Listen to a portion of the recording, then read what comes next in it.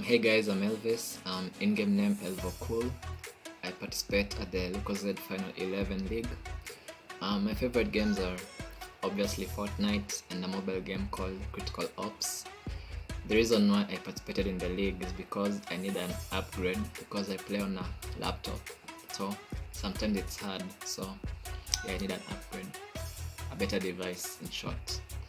So I'd like to wish everyone participating all the best, and let's meet at the finals. Bye.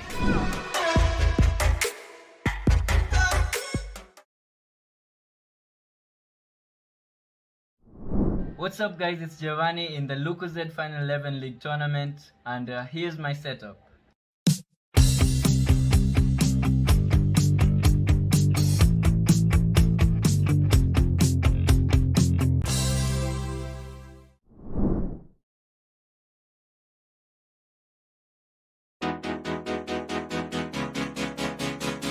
Hey guys, I'm Swanjet Mao, and this is my setup. This is my mouse, a Logitech G4 II. It's my keyboard, a Logitech 2103. I play on PS4. I play on the PS4 Slim on a 60Hz monitor, and I chose this setup because I do not have a laptop.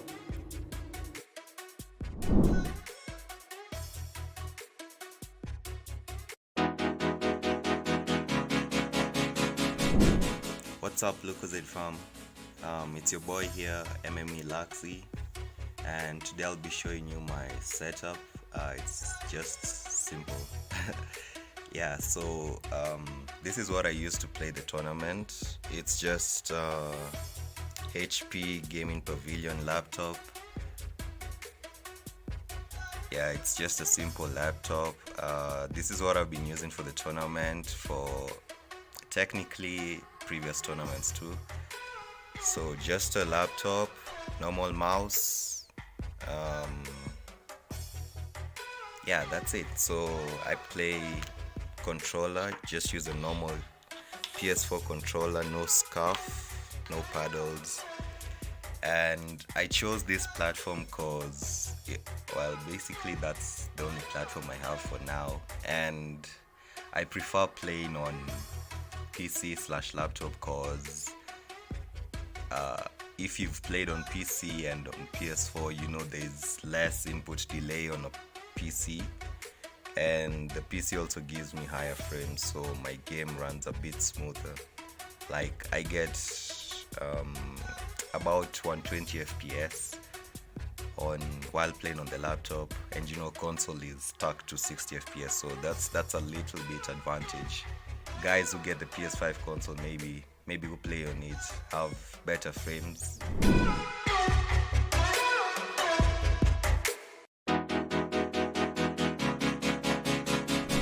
Hi, my name is Chris. In game naitwa Hero Play, and this is my gaming setup. So first up is my monitor.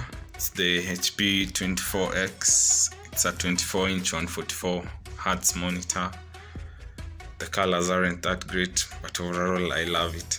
Next up is my keyboard. It's a Cliptech which I got from Textbook Center. Siulize nilifanyikia spacebar. It's a long story. Next up we have my headset. It's the JBL Quantum 100s. They are pretty good. The mic is also really great, so yeah, I love them. Next is my mouse, the Logitech G100. It goes up to 8000 dpi. It's a really good mouse. Next up is my mouse bungee. It was made at home for me by my cousin. Big up to him, man. He's a G. Next up we have my gaming rig. It's a pre-built. I got it from Gigi. The processor is the AMD Ryzen 2700. Gonna 16 gigs of RAM, GTX 950. Graphics card 2GB. Ngetaka ku upgrade hiyo. Next up is my webcam, Logitech C270, a Hotpoint TV. It's like, I don't know, 20 inches or 12 or something. Next up is just the power strip with my internet connection on it. Yeah, so that's my gaming setup. The reason I chose to play on PC is because it's the most powerful platform, and also it's upgradable, so yeah.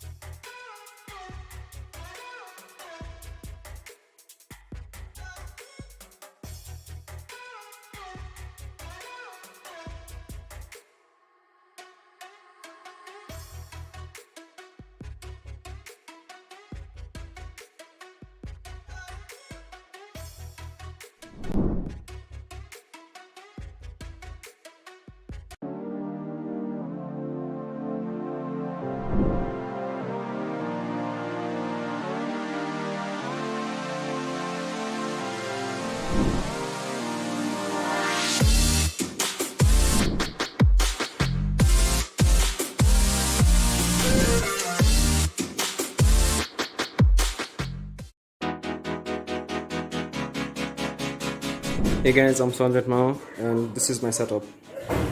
This is my mouse, a Logitech G4 It's my keyboard, a Logitech 2103.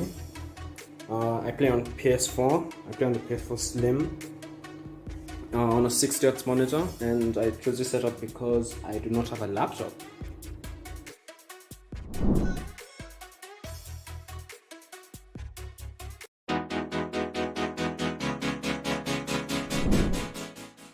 What's up guys, it's Watchpolitics and I'm a participant of the Lucozade Final 11 tournament happening in Kenya. I'm very thankful to the organizers and Lucozade for making such a tournament, and I wish everyone who's playing the tournament good luck.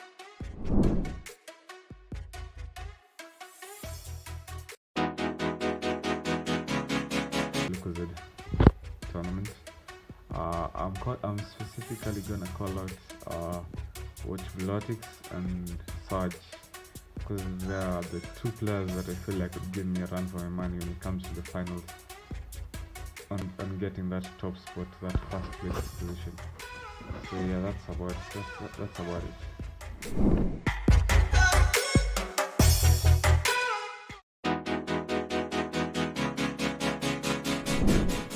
What's up guys, it's Watchpolitics and this is my gaming setup. These are my two monitors. One is my main monitor, which is 144Hz. This is my second monitor, which is 60Hz. This is my keyboard, it's a GK61. My mouse, which is a Glorious Modelo, and my SteelSeries QCK mousepad. This is the chair I game on, and here is my headset. It's the HyperX Cloud Stinger with its stand, and my PC, and then my controller, which I used to play some games.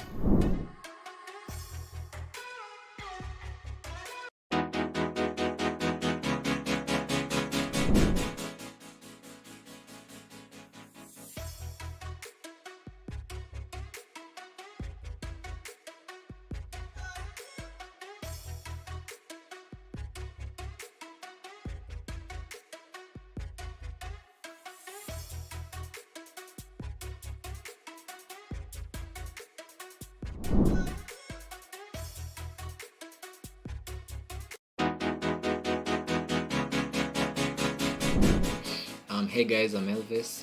In-game name Elvocool. I participate at the LUCOZADE Final 11 League. My favorite games are obviously Fortnite and a mobile game called Critical Ops.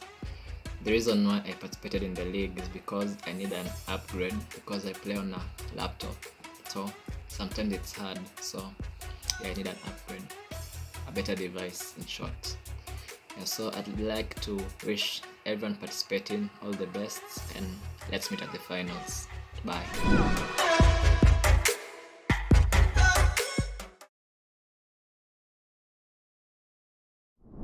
What's up guys, it's Giovanni in the Lucozade Final 11 League tournament, and here's my setup.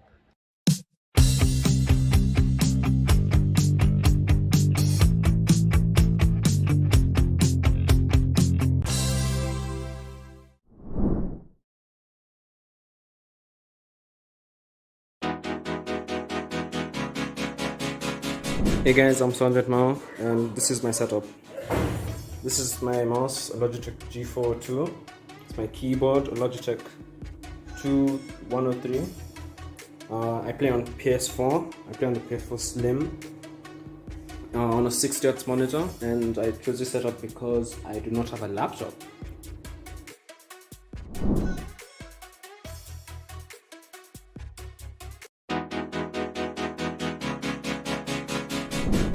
What's up, Lucozade fam?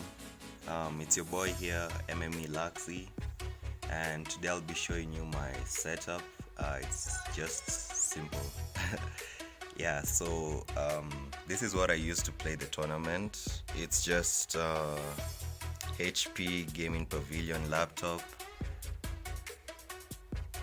Yeah, it's just a simple laptop. This is what I've been using for the tournament, for technically previous tournaments too. So just a laptop, normal mouse, yeah, that's it. So I play controller, just use a normal PS4 controller, no scuff, no paddles. And I chose this platform because, well, basically that's the only platform I have for now, and I prefer playing on PC/laptop because if you've played on PC and on PS4, you know there's less input delay on a PC, and the PC also gives me higher frames, so my game runs a bit smoother. Like I get about 120 FPS while playing on the laptop, and you know console is stuck to 60 FPS, so that's a little bit advantage. Guys who get the PS5 console, maybe who play on it, have better frames.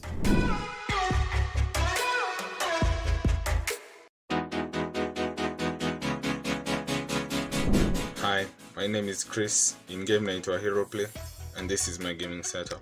So first up is my monitor. It's the HP 24X. It's a 24-inch 144Hz monitor. The colors aren't that great, but overall I love it. Next up is my keyboard. It's a Cliptech which I got from Textbook Center. Siulize nilifanyikia spacebar. It's a long story. Next up we have my headset. It's the JBL Quantum 100s. They are pretty good. The mic is also really great, so yeah, I love them. Next is my mouse, the Logitech G100. It goes up to 8000 dpi. It's a really good mouse.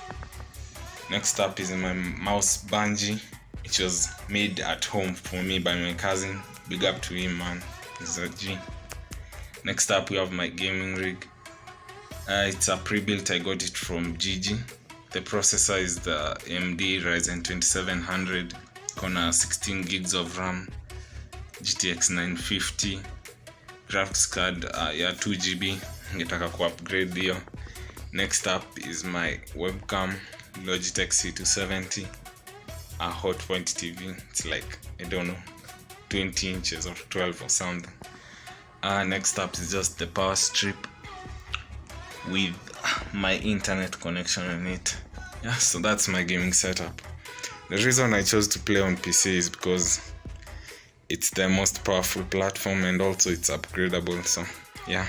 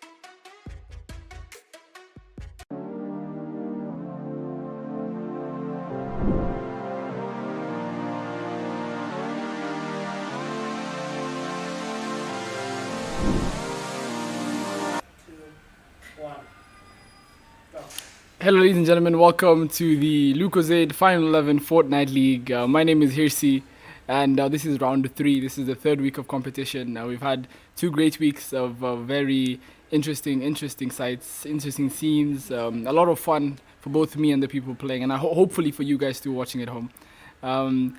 Today offers the same as the other 2 weeks. Great gameplay, great casting, and everything else in between. But yeah, once again, this is the Lucozade Final 11 Fortnite League. I'm sure you guys already know the prizes are crazy. First place walks you with the PlayStation 5.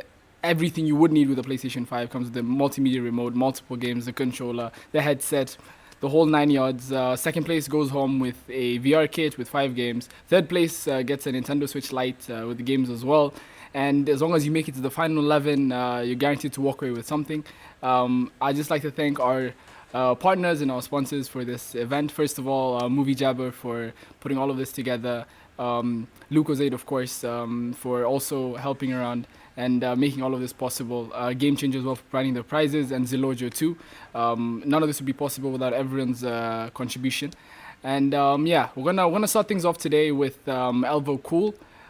We've seen him the last couple of weeks. He has been doing pretty good, and I'm sure he's hoping to work his way up the leaderboard, you know, put himself in contention to make the final 11 eventually. He's opted to land at Holly Hatchery. It is not a very popular place this season because of some changes that Epic made to the map. It's very difficult to fight in this area, and the loot hasn't improved much. It's generally the same as it's always been. And he's not looking too bad right now. He's got a recon scanner, which is an asset to have, especially in a solo tournament. He's got a green tac shotgun and the pulse rifle, the blue one, which actually got his buff recently, so it's a much more viable weapon now. Does a bit more damage, and it's easier to control. He's got a med kit and no shield. I mean, at this point, if he gets a couple of minis or maybe a big pot, he should be okay. And he does have a lot of time to loot up. It's still the early game. However, as it stands, he does not have any shield. He's opted not to loot the rest of Holly Hatchery. He just looted one side and started booking it to his own. I guess he is aware that he might get some more loot on the way. However, he probably would be safer looking for some more shields. I guess he's confident enough knowing he can take down anyone he runs into. Maybe get some shields. But he opts to come back into Holly, get the far of the house. He sees a chest in the open. And still no shield. However, he does have the option to pick up a P90, which he does. It's a very good weapon, especially in solos. You can put a lot of pressure on your opponents, and it does really good damage. It has a high DPS. And funny enough, ladies and gentlemen, some couple of changes this week as opposed to the previous week. You're not going to see a SCAR today. You're not going to see a pistol today. You're going to see the silenced versions of all of them. So for this week, it's the Fortnite Wild Week. So they replaced most of the stock standard guns with the silenced variations. So as opposed to the normal AR and the SCAR, you're going to have the suppressed AR and the suppressed SCAR. The sniper rifle is also suppressed as opposed to the normal bolt action. You have the suppressed sniper now. So it's going to be an interesting sight to see exactly how people can manage, because the suppressed weapons do tend to make way less noise than the other counterparts. And that's gonna give a lot of people more opportunities to third party. So we're gonna jump on to Lumi. We didn't see a lot of him last week, but I'm sure he is here and he wants to prove a point. You know, inch his way back. He was second last week coming into it, but he did have a pretty underwhelming performance. However, I'm sure he's planning on giving us the best possible showing he can. As you saw right there, he did drop a suppressed pistol. We haven't seen that in a very long time. However, Epic decided to unvault it just for this week.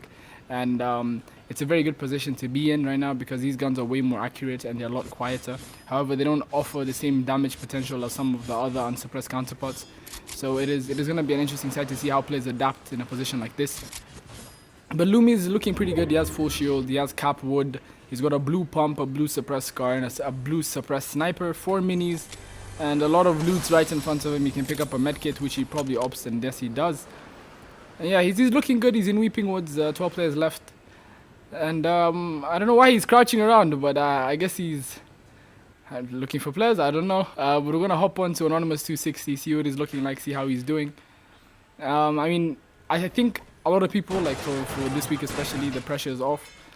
Since they've done this before a couple of times, so I'm sure they're going to be a lot more composed. They know what they did wrong, they know what they did right, so I'm sure they're going to build on that and give us a better performance, even if they were doing really well. So Anonymous 260 is currently rocking with a green pump, blue AR, decent ammunition, 6 grenades, 2 peppers for the rotation, and decent materials, about 700.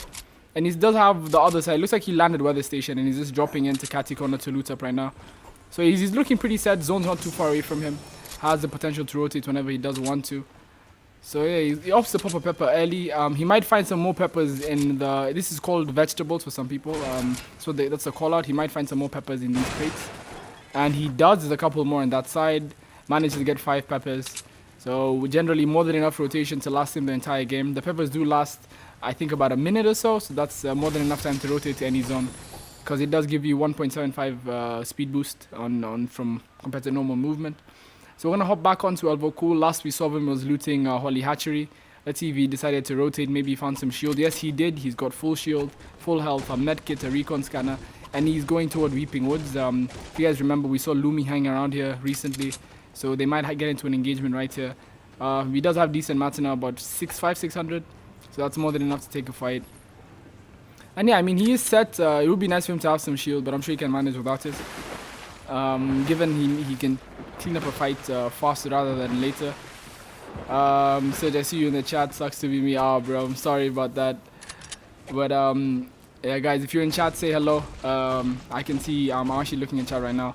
So if you have anything to say about the games, anything to say about how things are going, who you think is gonna win, who do you think is gonna have, who's the underdog today? You know, let me know. But yeah, back on to Lumi, who is also around Weeping Woods. Like I said, we might see an engagement here early on. I don't think they're aware that they're in each other's vicinity. Elbow Cool is on the other side of Weeping Woods. But they're both going to zone, so probably not focusing on looking around too much as opposed to just getting in.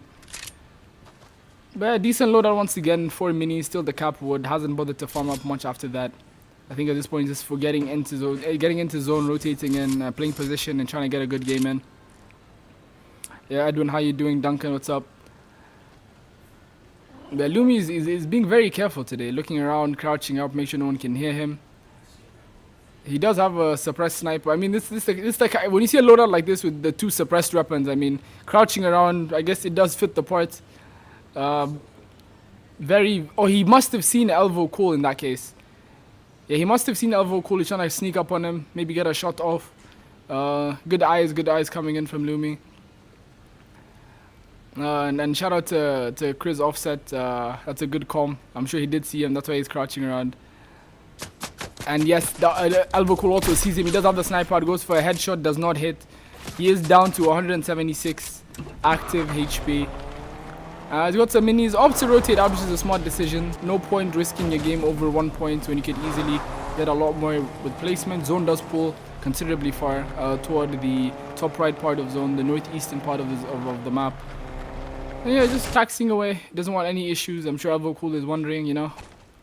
That was a fight I could have taken. Gosh darn it. But now he's on his way. Tries to rotate as well. Doesn't have much to work with. Still, just that 1 medkit, no extra shield. However, he did find a launch pad, which is good for his rotation, his mobility. Does have a whole minute, well over a minute to rotate in. Yo, what's up, Samuel? How you doing? But yeah, Lucozade provides optimal energy through that is true. That is very true. Today's underdogs would be the new guys and Lumi, if I were to be asked. You guys over Lucozade, big ups, as well as Hirsi HD. High damage for this stream. Yeah, I appreciate you, Sedge. I appreciate you, bro. But yeah, we're going back to Anonymous 260. Last we saw him was in Catty Corner. He was looking pretty good. Had 5 peppers in his inventory. Let's see how he's looking now, whether he popped some more. He got another pepper, which is great. I mean, in that case, he probably did find 2, popped another one for the rotation. He is focusing the dead side rotation, which is very, very smart. He does see a llama in zone. Probably will have to drop the peppers in the big pot for the chuck cannon, because having a chuck cannon is basically unlimited shield as long as you're willing to wait. Sarah, hi, how you doing? Mr. President, we're looking forward to get a good kill win. I think we're going to be looking out for you, Serge. And Anonymous 260 is currently engaging in warfare with a llama in the zone. Should be able to clean this one up. A couple of shaky shots. Gets the box in, but the llama has other ideas. Goes around the wall. Great movement coming in from the llama. The llama is still going. It's still going. The llama is juking. Anonymous 260 gets a 107 tag on the llama.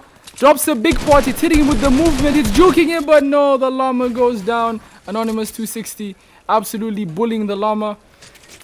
I'd be curious to see how the llama is doing in the Final 11 League. Chat, do you guys think it's going to qualify for the final? Let me know. But yeah, he did drop the peppers in the big pot, which was the right play in this position. Does pop the pepper. Manages to get a rotation in out of this one.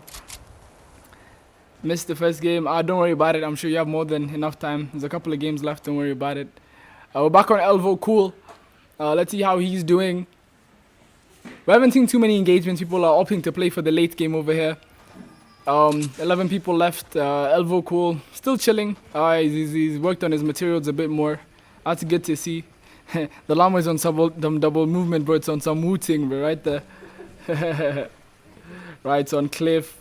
Khan, how you doing? How you guys doing? Welcome to the stream. Elvo Cool. Lumi is in a bush right next to where Elvo Cool we last saw him. He's gonna rotate into zone. If you guys remember, they did trade some shots earlier on. The only reason Lumi's at 176 effective HP is because Elvo Cool did get a tag on him. So I mean Lumi's just hanging out, chilling in a bush, not a worry in the world. Does have a sniper in his hands, probably up there. He's just looking for a headshot sniper in this position. So it's gonna be interesting to see whether they do see each other. He's coming around the corner, around the mountain. Lumi's in that bush on his left. I mean, if Lumi looks backwards right now, he's probably gonna get a free shot opportunity at the player. But Elvo Cool is walking into an interesting position. Lumi's in the bush on the left. So if Lumi does look to his right, he's going to see Elvo Cool. But I think Elvo Cool's going to get away with this one. He's right next to that rock.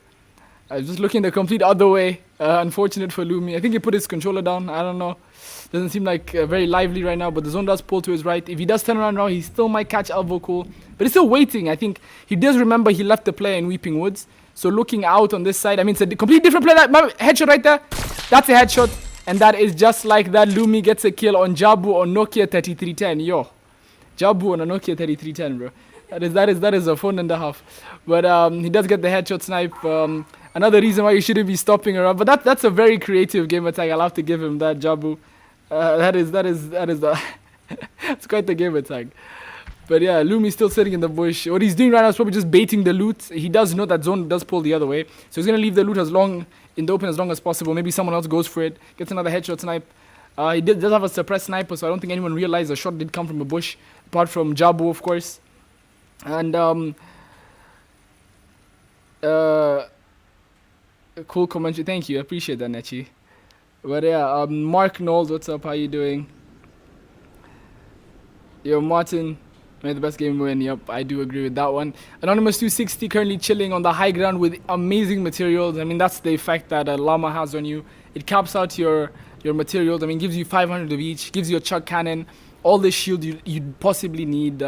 Very good ammo. I mean, getting a llama is one of those things where if you're lucky and you get it and you're in a position like that. But right here, we're back on Elvo Cool. He's chilling in the house near the lake under the... Is that a chicken? Yeah, the chicken just ran across the screen. Ladies and gentlemen, Fortnite 2021. But yeah, he's hanging out. Doesn't seem like he wants to move a lot. As you can see through the window, he does spot the same player that we do see. He is looking around, trying to get some tags off on the player. The player does have a parasite on his head, so he won't be able to hit any headshots. However, he has 175 HP, so a couple of well-timed body shots, and he should be able to crack him. But yeah, Elvo Cool is chilling, you know. I mean, considering how common snipers are, sitting behind a truck like this may not be the best idea, because he is not covering his back. But does opt to go out the back. He is in the middle of zone. The best position to be in a zone like this is right in the middle. It's a pro tip for all of you watching at home. Staying right in the middle of the zone will guarantee you the next zone. So maybe going back toward the middle, because the lake house is closer to the middle. But I think he's going to try hit the launch pad, try get deeper. But let's see what Lumi is working with right now. Lumi, last we saw him was chilling in a bush. And he is in another bush. I don't think he's going to hit this shot. I'm going to keep it 100 with you guys. This guy's moving a bit too fast. That's the parasite. Not only does it protect your head, but you move around very quickly. If you look at his mat count sedge, bro. You got a llama, you're chilling. You're big chilling.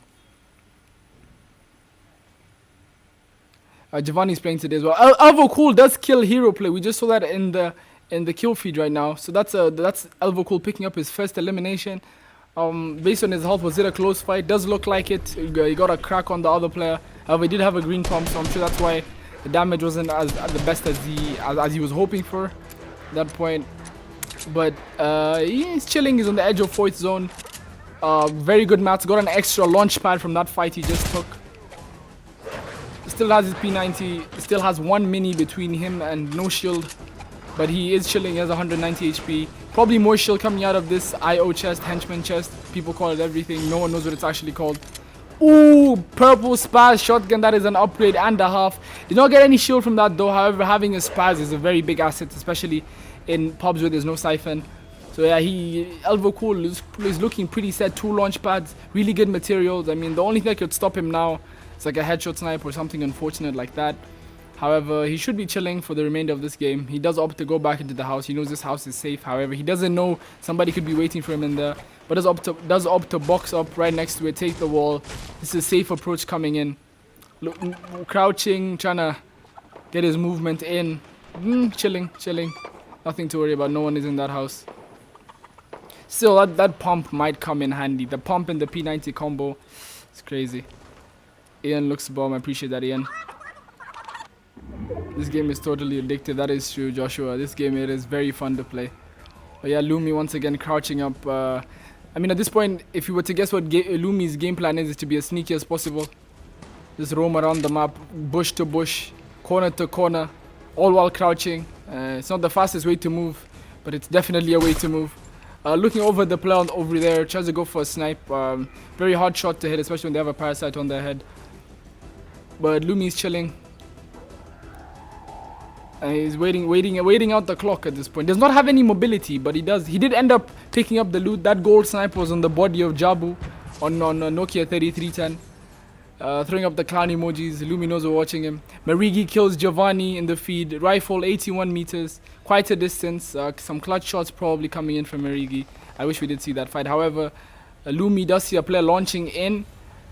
This sneaky playstyle might end up paying off a bit more than he expected. This player is walking right in front of him.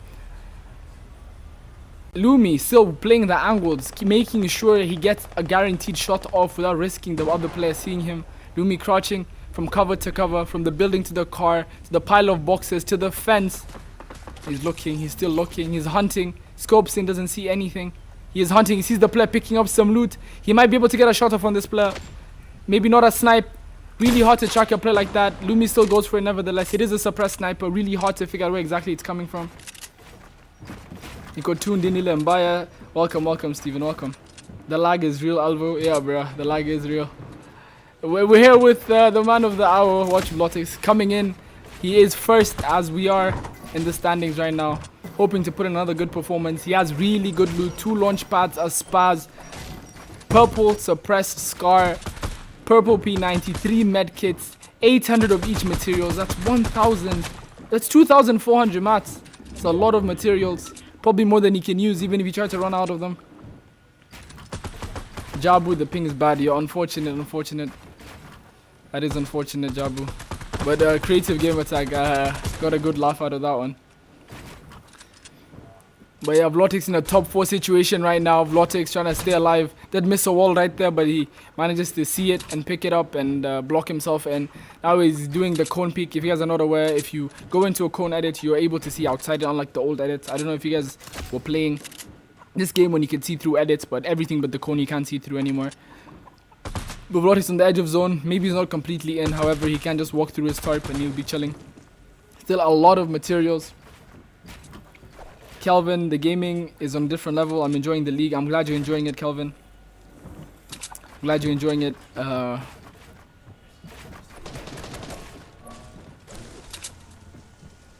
Vlotix still trying to see where zone pulls. Zone does pull a bit farther away. He's probably going to use the launch pad right here. Maybe get a different angle going. But nevertheless, Vlotix is still stacked. He could easily walk in if he wanted to. But he does hear a launch pad get placed on another player. He's going to go up and try to use this pad, recycling a pad, keeping as many of his launch pads as possible. Vlotix is slightly confused as to how to approach this.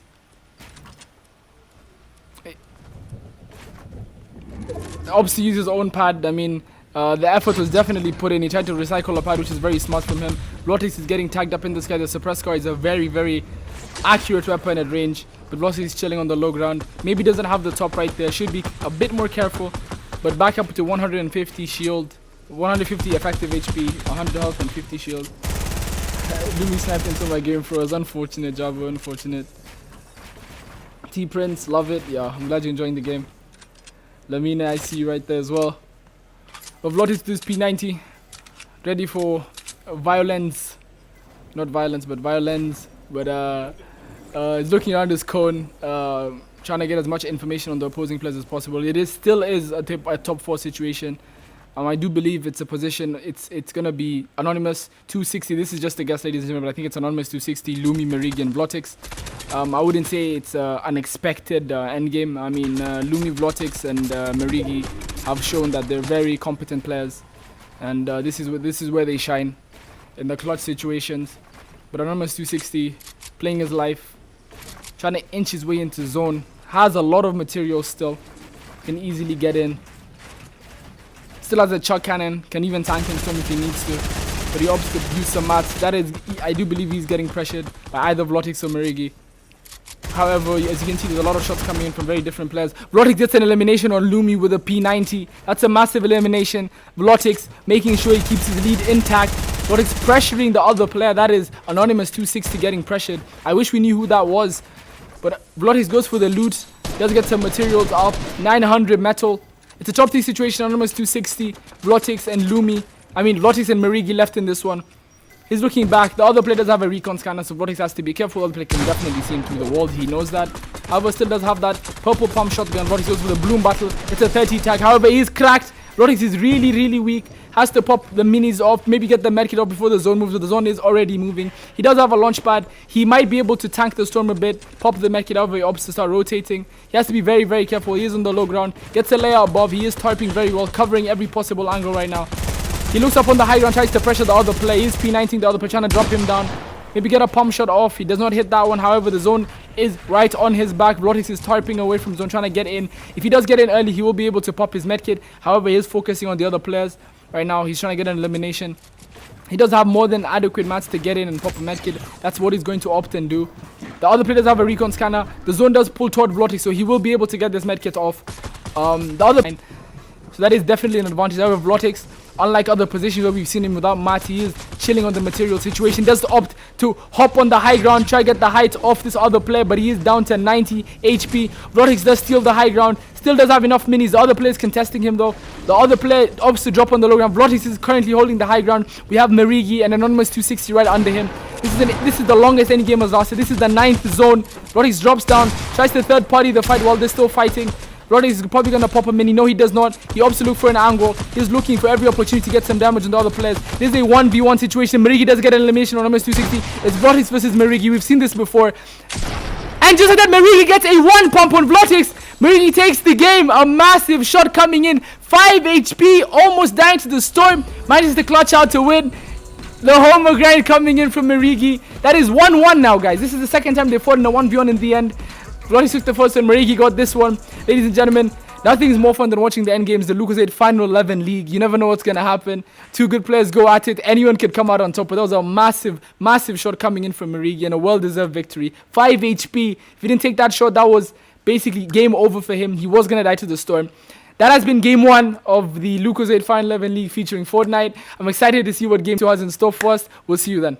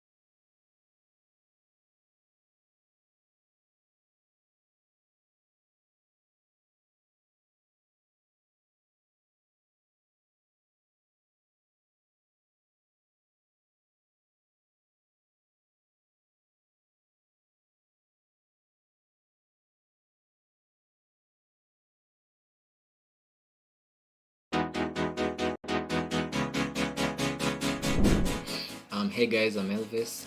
In-game name Elvocool. I participate at the Lucozade Final 11 League. My favorite games are obviously Fortnite and a mobile game called Critical Ops. The reason why I participated in the league is because I need an upgrade because I play on a laptop. So sometimes it's hard, so yeah, I need an upgrade. A better device in short. Yeah, so I'd like to wish everyone participating all the best and let's meet at the finals. Bye.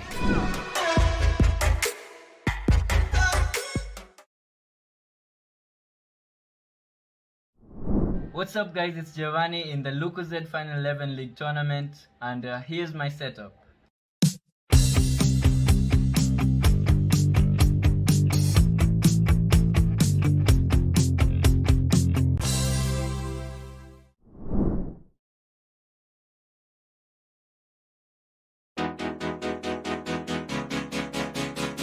Hey guys, I'm Sanjay Mao, and this is my setup.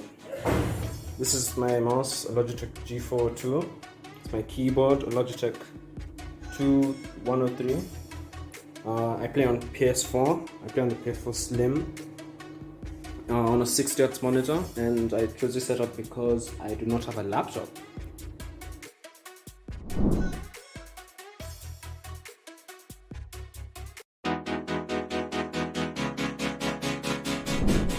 What's up, Lucozade fam? It's your boy here, MME Laxi, and today I'll be showing you my setup. It's just simple. Yeah, so this is what I use to play the tournament. It's just HP Gaming Pavilion laptop. Yeah, it's just a simple laptop. This is what I've been using for the tournament, for technically previous tournaments too. So just a laptop, normal mouse, yeah, that's it. So I play controller, just use a normal PS4 controller, no scuff, no paddles. And I chose this platform cause, well, basically that's the only platform I have for now, and I prefer playing on PC/laptop cause if you've played on PC and on PS4, you know there's less input delay on a PC, and the PC also gives me higher frames, so my game runs a bit smoother. Like I get about 120 FPS while playing on the laptop, and you know console is stuck to 60 FPS, so that's a little bit advantage. Guys who get the PS5 console, maybe who play on it, have better frames.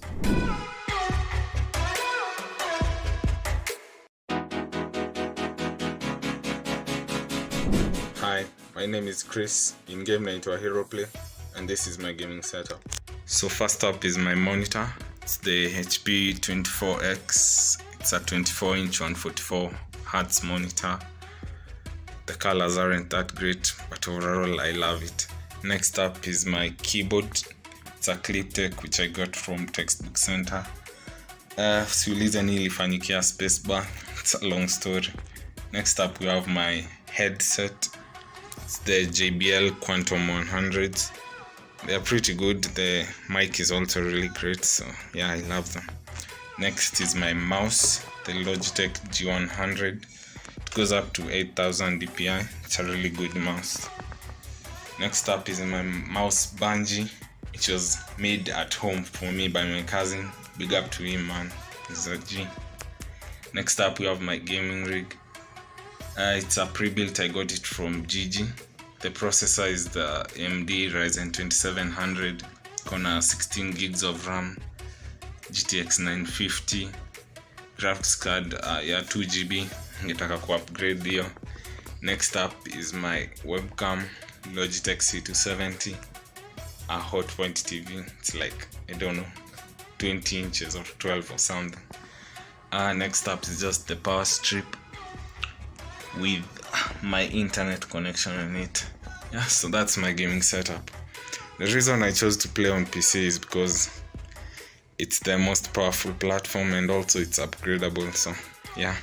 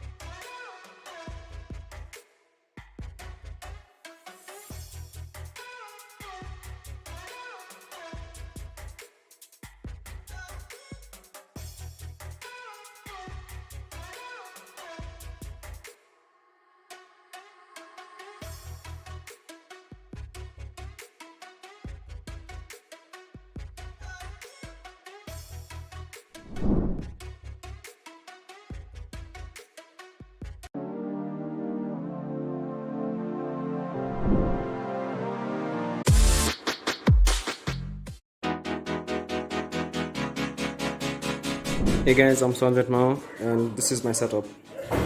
This is my mouse, a Logitech G4 2. It's my keyboard, a Logitech 2103. I play on PS4. I play on the PS4 Slim on a 60Hz monitor, and I chose this setup because I do not have a laptop.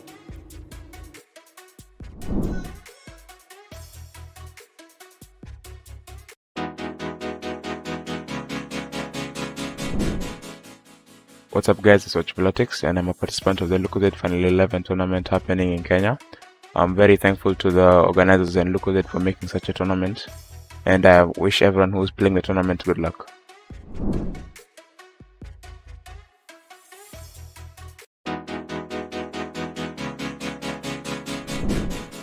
Yo, what's up guys?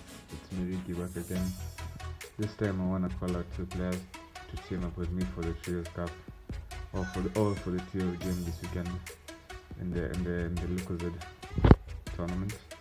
I'm specifically gonna call out Watchpolitics and Sarge, because they are the two players that I feel like would give me a run for my money when it comes to the finals and getting that top spot, that first place position. So yeah, that's about it.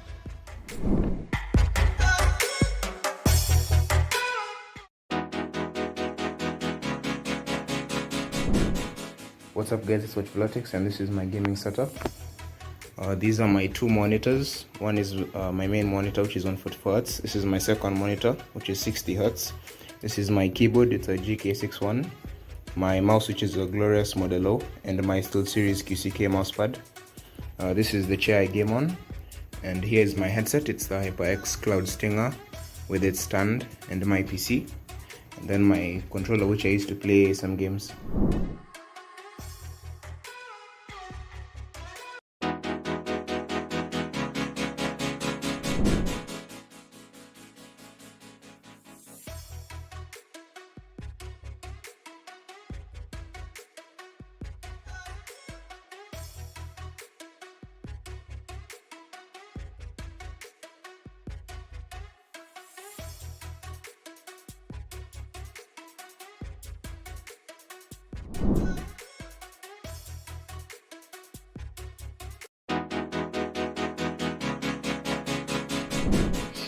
Hey guys, I'm Elvis. In-game name Elvocool. I participate at the Lucozade Final 11 League. My favorite games are obviously Fortnite and a mobile game called Critical Ops.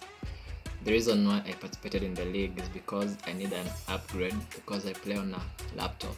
So sometimes it's hard, so yeah, I need an upgrade, a better device in short. So I'd like to wish everyone participating all the best, and let's meet at the finals. Bye.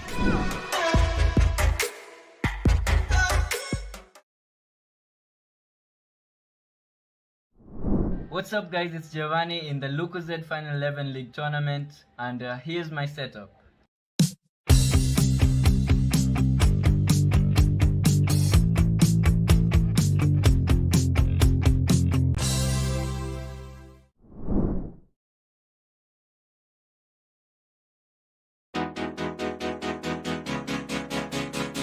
Hey guys, I'm Sanjay Mao, and this is my setup.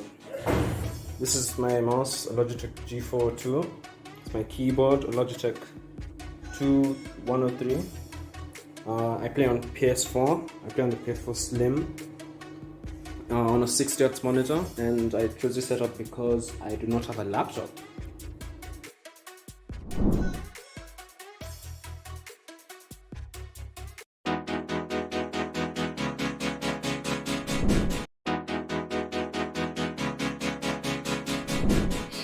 Hey guys, I'm Elvis.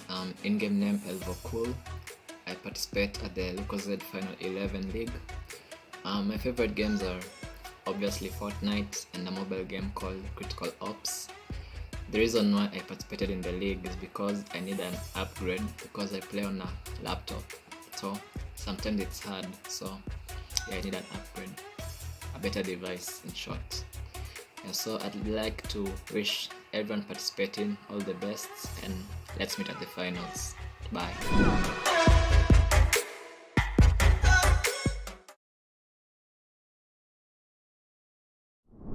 What's up guys, it's Giovanni in the Lucozade Final 11 League Tournament, and here's my setup.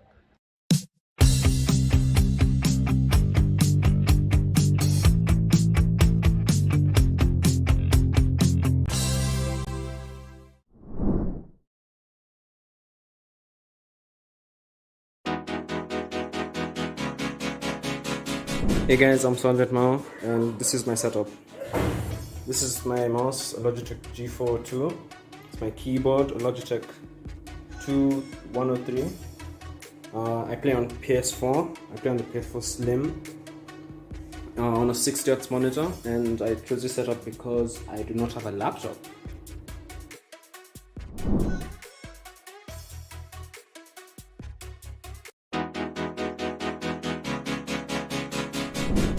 What's up, Lucozade fam?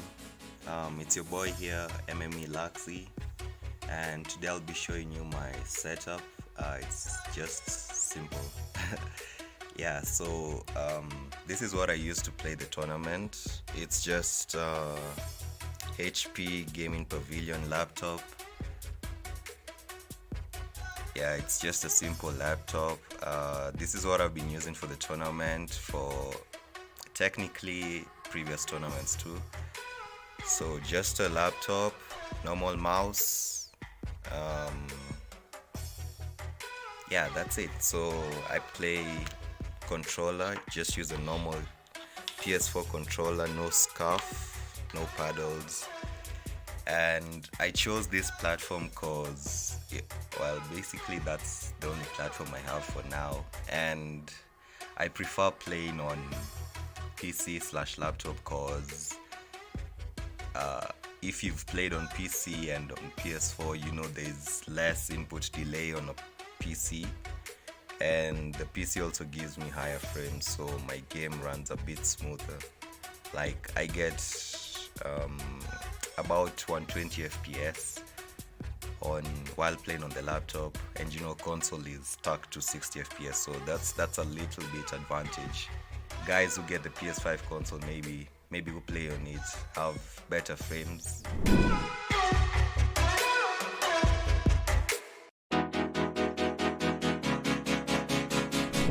Hi, my name is Chris. In game naitwa Hero Play, and this is my gaming setup. So first up is my monitor. It's the HP 24X. It's a 24-inch 144Hz monitor. The colors aren't that great, but overall I love it. Next up is my keyboard. It's a Clip-Tech which I got from Textbook Center. Siulize nilifanyikia spacebar. It's a long story. Next up we have my headset. It's the JBL Quantum 100s. They are pretty good. The mic is also really great, so yeah, I love them. Next is my mouse, the Logitech G100. It goes up to 8000 dpi. It's a really good mouse. Next up is my mouse bungee. It was made at home for me by my cousin. Big up to him, man. He's a G. Next up we have my gaming rig. It's a pre-built. I got it from Gigi. The processor is the AMD Ryzen 2700. Kona 16 gigs of RAM. GTX 950. Graphics card ya 2GB. Ngetaka ku upgrade hiyo. Next up is my webcam, Logitech C270, a Hotpoint TV. It's like, I don't know, 20 inches. Welcome back, ladies and gentlemen, to Game 2 of the Lucozade Final 11 League featuring Fortnite. This is the second game of the day, Week 3. And this is an interesting game. We're going to be doing snipers and pistols only. Pistols only for really, you know, snipers. But snipers and pistols only.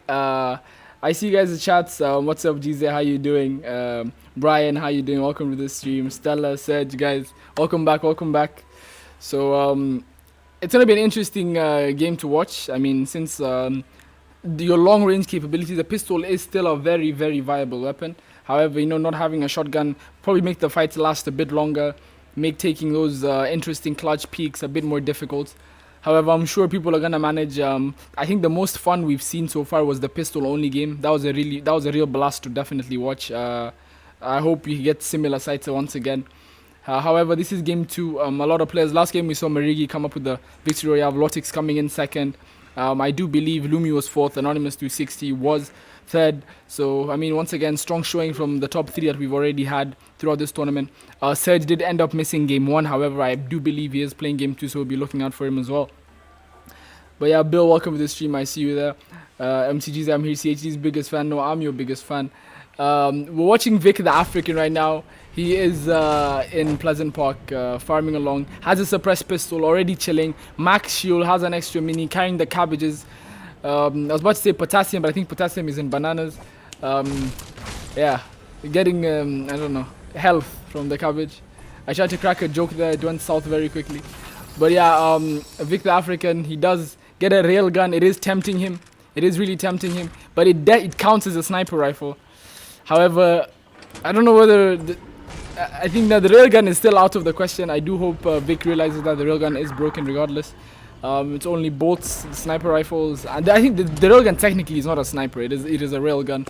So I do hope he realizes that sooner rather than later. So it's only the suppressed sniper and the normal sniper that are allowed. The pistols, everything goes, suppressed pistol, normal pistol. But yeah, I mean, he does get Pleasant uncontested, so he should be able to cap out his shield completely. Does get a big port for him to carry, drops the railgun. Thank you very much, Vic. We do appreciate that very much. I mean, still 19 people left. It's pretty early on. And Vic does get a couple more, another big pot as well, so he's looking very, very good. The purple suppressed pistol is a really, really good weapon to have.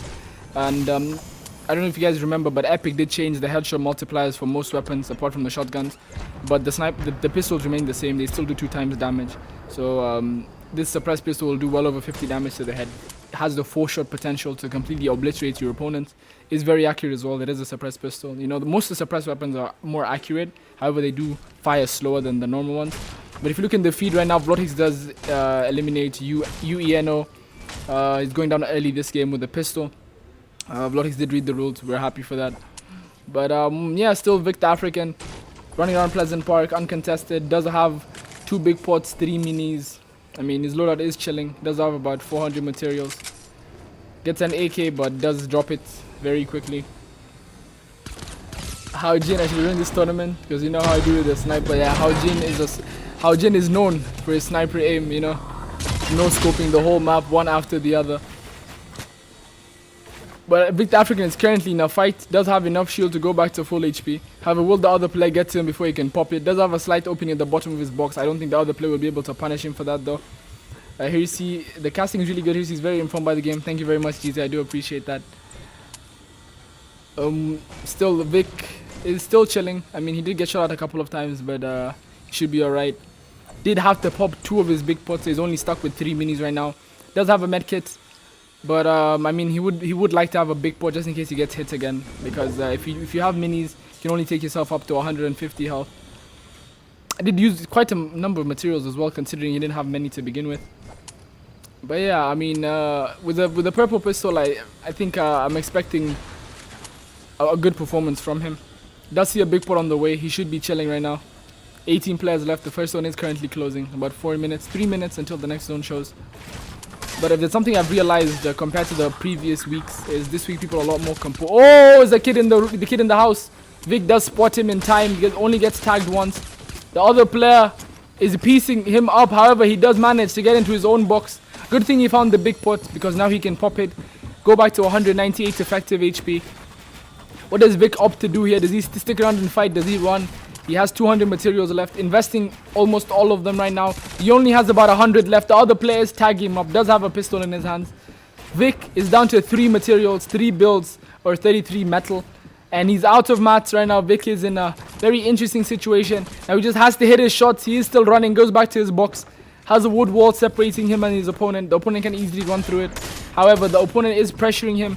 He drops to the low ground, trying to get a different angle. The opponent drops down. Vix gets a tag. That's a 20 tag on the opponent. The opponent can be a maximum of 170 HP. The player gets hit for 7. It's another player right here. He gets hit for 52 white. Vic is looking. Vic gets the elimination on the Ghoul Trap, where there still is another player. That was Vlotix coming in and getting taken down really early.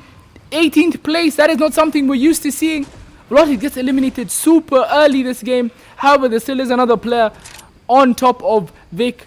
He does have some minis, still no materials, so he opts to leg it. He is eating the cabbages that he picked up earlier.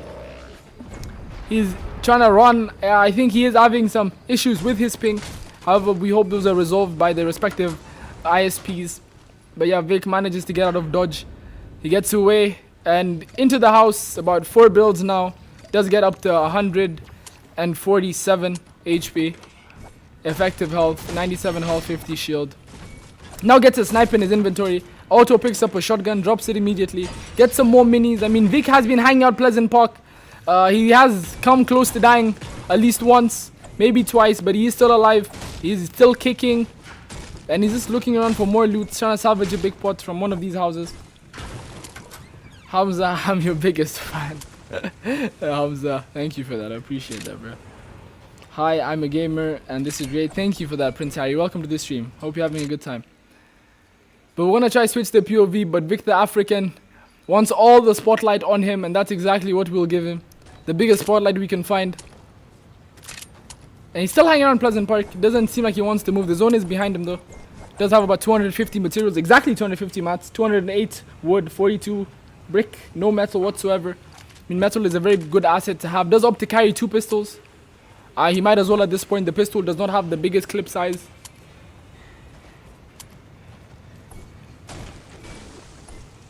But yeah, he's gonna rotate slowly into zone. Does see a play coming out of a car. He gets headshot sniped by Lumi with a sniper rifle.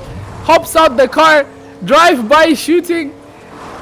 Does take him out in one shot. Lumi. Both times we've watched him with that sniper. Just headshots only. I mean, you put in the practice, you put in the time. You get yourself an elimination, plus a launch pad, plus cabbages, plus literally everything you can get. Lumi with a suppressed sniper, 2 pistols, a big port, 4 minis.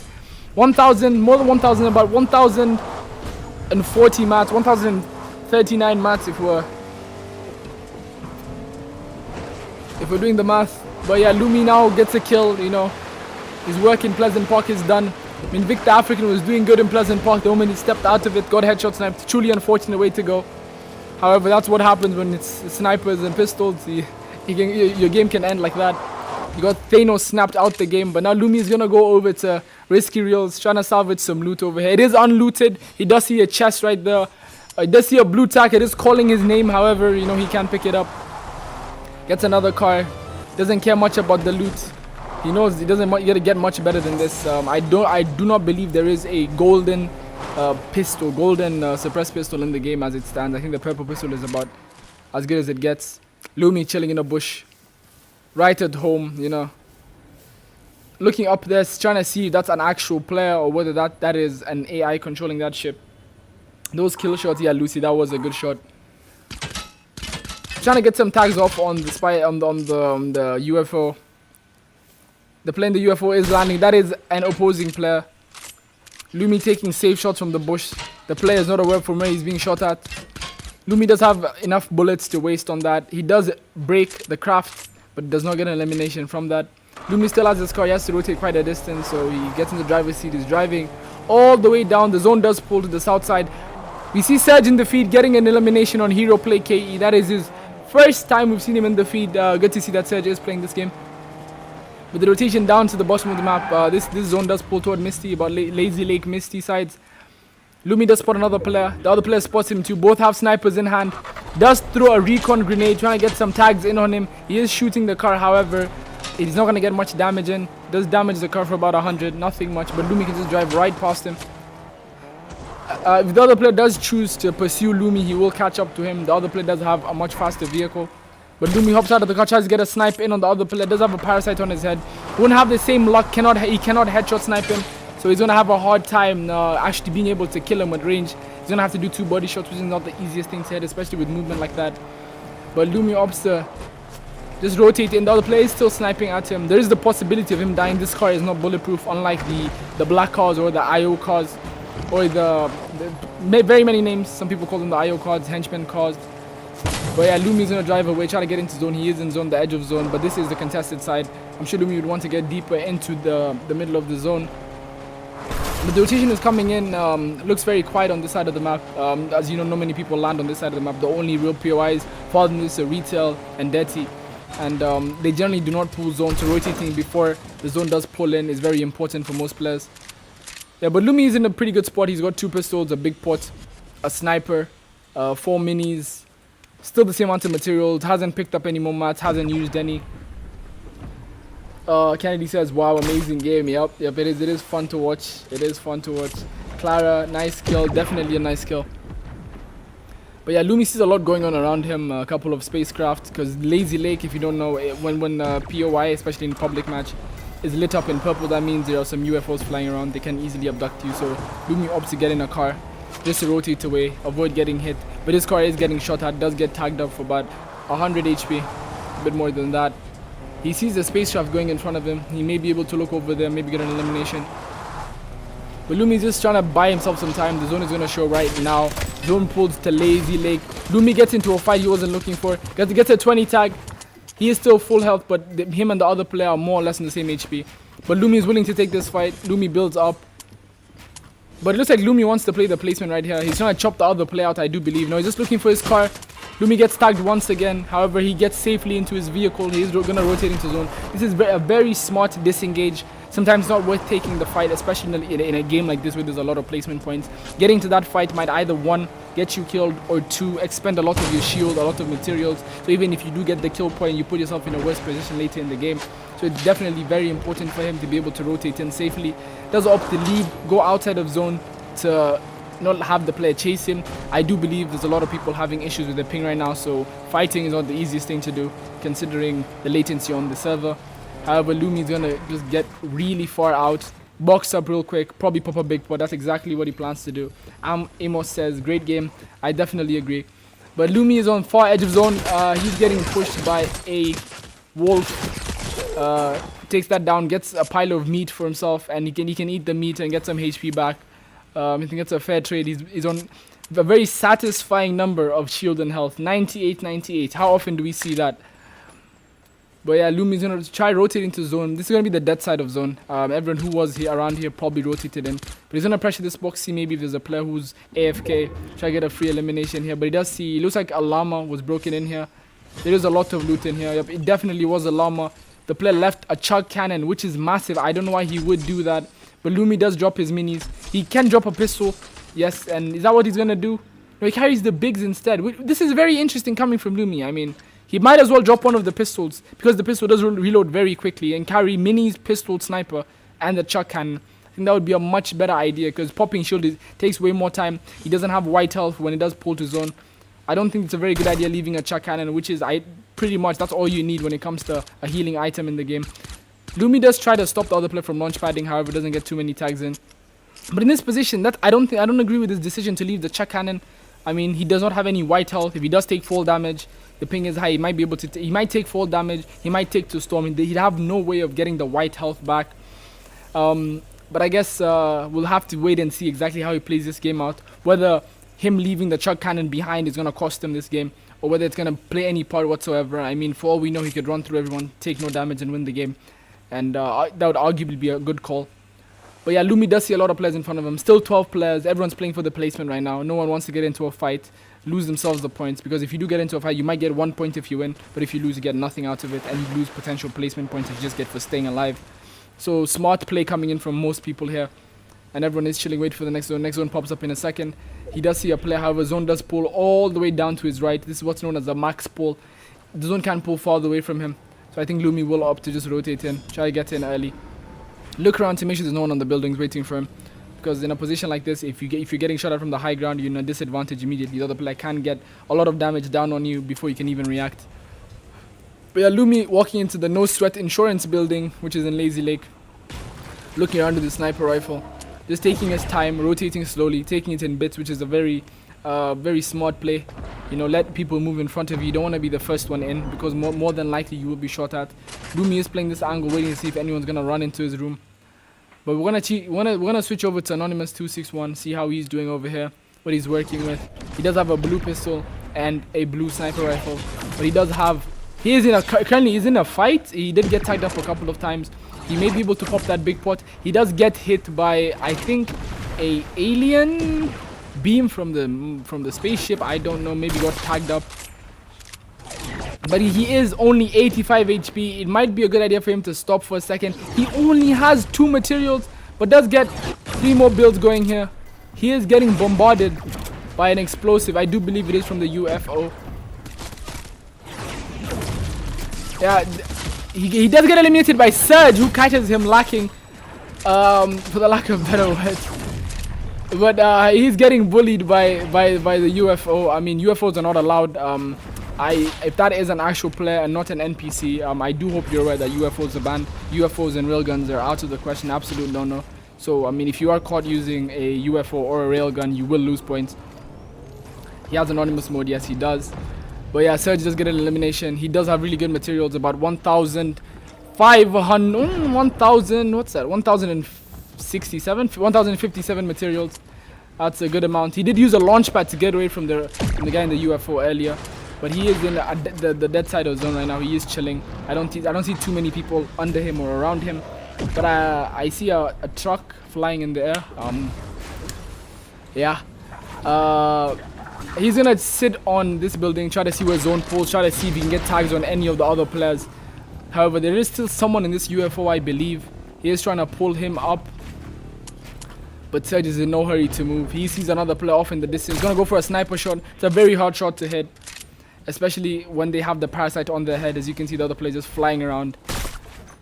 But Surge likes a challenge. He's taking the shots nevertheless, you know. You miss 100% of the shots you don't take. I'm sorry, guys. I'm coming back with those cringe quotes. My apologies. But yeah, Surge does pull zone. He is chilling on the side of zone. Has nothing to worry about. Does have enough mats. He's still full health. Doesn't have to move much. Does opt to shoot the floor out. Does have almost maximum light ammo, so he can afford to use some bullets, get some more room. He does see a player down in the bottom. He was trying to get some shots off, but opts not to. Opts to stay alive. 9 players left. Oh, that is an NPC, non-playable character. The gun doesn't do much damage. It only does 9. I mean, doesn't have to fight him. You can just rotate away, which is a smart thing to do, so the NPC looks at someone else to shoot at.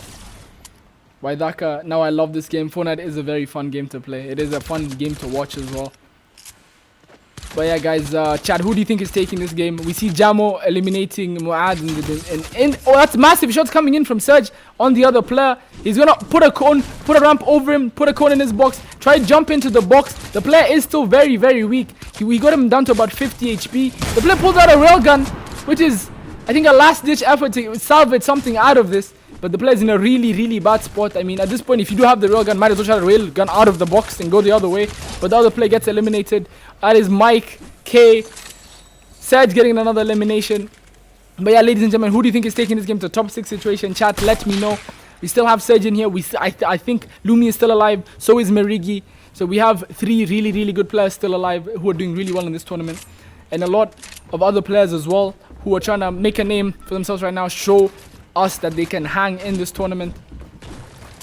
And Surge is going for the walls, going for everything, gets both the walls, gets the player down to about 40 HP. He's going to put pressure on the player. Surge is coming to prove a point. The other player cows away. However, I think Surge can still see him, but the player gets out really fast. He might die to fall damage right there. He does. Elbow cool gets taken out with fall damage. Surge shot out his cow mid-air, and he was just too high, and he broke his knees. That is another elimination coming in from Surge. Surge is going for the high ground right now. He is in the middle of zone. He does pull zone, but he does get cracked from off in the distance. Does have a lot of materials, can build up to heal up. But the other player is contesting for height. He is building up in metal. Smart decision from Surge to box up on the mid ground. Make sure you can get his shield off. But he does have his sniper out. He goes for the shot. Narrowly misses. The other player is shooting at him as well. This is an interesting fight to take, because if they're not careful, either one of them can get lobbied. Basically lobby sprayed. And that's a position you don't want to be in, especially in solos. Walid says Surge for sure. Based on how he's playing right now, I wouldn't doubt it whatsoever. He is looking at the player, goes for a pre-fire shot on the player on the high ground. But right now it is a top 5 situation. The nerves are definitely kicking in. There's a lot of placement coins coming in to placing top 3. So if you're gonna go anywhere right now, you have to at least try and make a top 3. But there's a player right on Surge as well. Surge is going for everything. Amazing aggression coming in from him. The other player just dips immediately, doesn't want any problems. However, he's shooting him from the bottom. Surge is looking around, trying to figure out where the other player is. He doesn't know it, I don't know it. Gonna have to wait and find out. But yeah, Surge is not in zone currently. He's gonna have to tarp in. Does have only 60 mats left right now, about 578 materials. So basically every single building piece takes 10 materials. So if a really fast way to figure out how many builds you have is just to look at the first two numbers.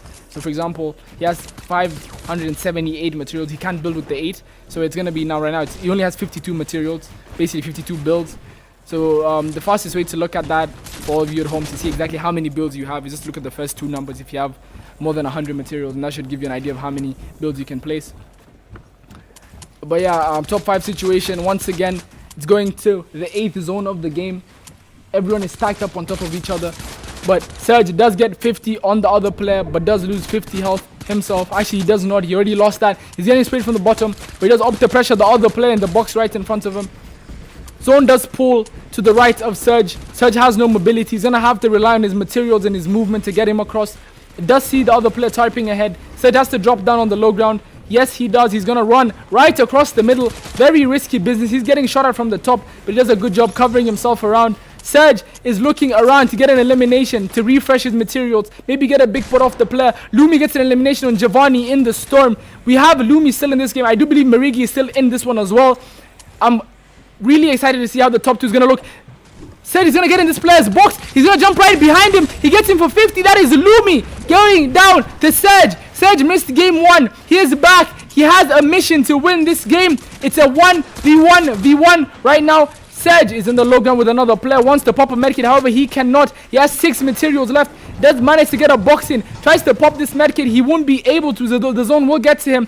I mean, he might have been able to force the medkit there. Ticks for zone, he is looking on the low ground, has 1 build left, he's his final build, he's going to go for the medkit play. The player does drop down on him, he has to reload his gun. That is Marigi coming in with elimination. It is a 1v1 situation for Marigi again. The last game, if you guys remember, he did end up winning it. Marigi has 800 materials on the low ground, does have a chuck cannon to get himself up back to his normal HP. However, he's getting pressured. The zone does pull up. This is an unbreakable wall on his right. He is going to have to build up. Does chuck cannon once again. Gets across to the storm. The storm will pull over into the building. Marigi has to start chopping the walls. The other player is right next to him. And Jamo 007 takes a victory royale. I don't think anyone expected this, but Jamo came in knowing he had to play. His name is Bond, James Bond, Jamo 007 taking game 2 in the Snipers and Pistols challenge of the Lucozade Final 11 League featuring Fortnite. Wonderful game. I mean, Blottix ends up dying early. Marigi consistency coming in. First place, then a second place. Basically the leader for today. I don't think there's a doubt to that. If Blottix or anyone else wants to come back, they have to put in a back-to-back win performance in the coming games. But that was a wonderful game to watch. I hope you guys enjoyed that one. Joy Lin, Waleed, thank you guys for joining me, talking to me. I'm going to catch you guys very soon for game 3 in the Lucozade Final 11 League featuring Fortnite. I'll see you guys then.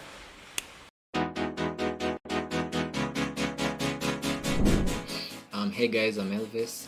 In-game name Elvocool. I participate at the Lucozade Final 11 League. My favorite games are obviously Fortnite and a mobile game called Critical Ops. The reason why I participated in the league is because I need an upgrade because I play on a laptop.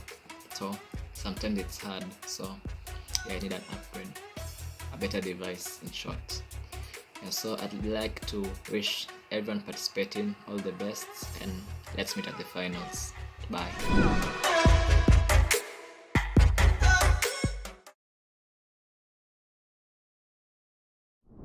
What's up guys, it's Giovanni in the Lucozade Final 11 League tournament, and here's my setup.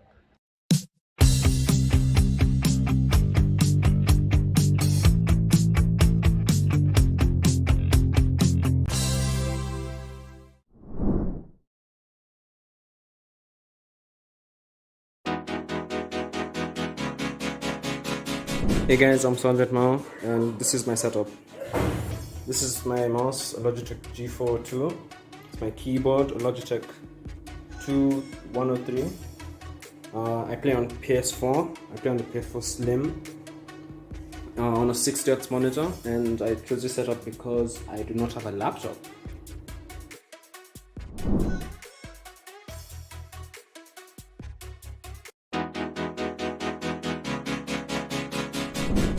What's up, Lucozade fam?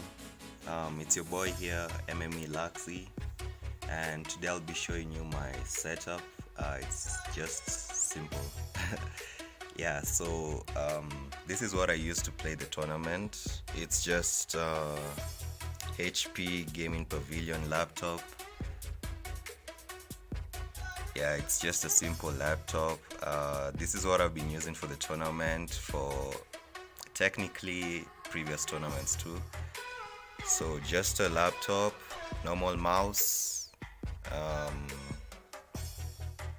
Yeah, that's it. So I play controller, just use a normal PS4 controller, no scuff, no paddles.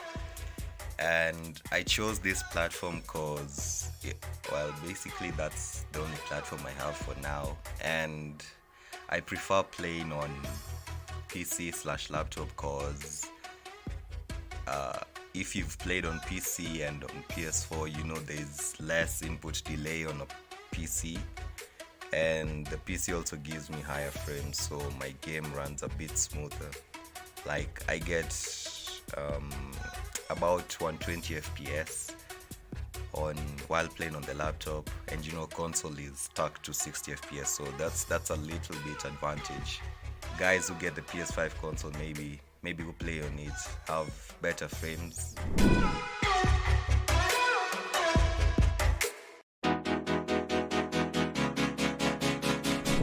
Hi, my name is Chris. In game naitwa Hero Play, and this is my gaming setup. So first up is my monitor. It's the HP 24X. It's a 24-inch 144Hz monitor. The colors aren't that great, but overall I love it. Next up is my keyboard. It's a Cliptech which I got from Textbook Center. Siulize nilifanyikia spacebar. It's a long story. Next up we have my headset. It's the JBL Quantum 100s. They are pretty good. The mic is also really great, so yeah, I love them. Next is my mouse, the Logitech G100. It goes up to 8000 dpi. It's a really good mouse. Next up is my mouse bungee. It was made at home for me by my cousin. Big up to him, man. He's a G. Next up we have my gaming rig. It's a pre-built. I got it from Gigi. The processor is the AMD Ryzen 2700, kona 16 gigs of RAM, GTX 950, graphics card ya 2GB, ngetaka ku upgrade hiyo. Next up is my webcam, Logitech C270, a hotpoint TV. It's like, I don't know, 20 inches or 12 or something. Next up is just the power strip with my internet connection on it. Yeah, so that's my gaming setup. The reason I chose to play on PC is because it's the most powerful platform, and also it's upgradable, so yeah.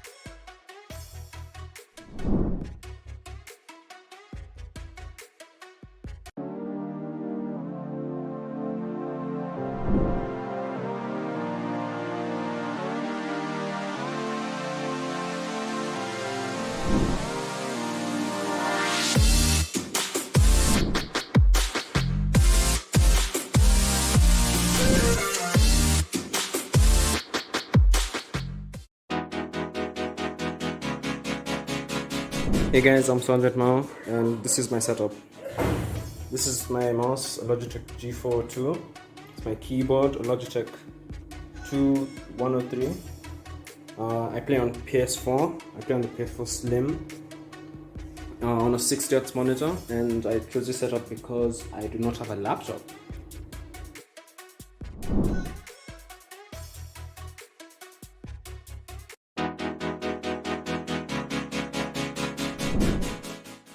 What's up guys, it's Watchpolitics and I'm a participant of the Lucozade Final 11 tournament happening in Kenya. I'm very thankful to the organizers and Lucozade for making such a tournament, and I wish everyone who's playing the tournament good luck.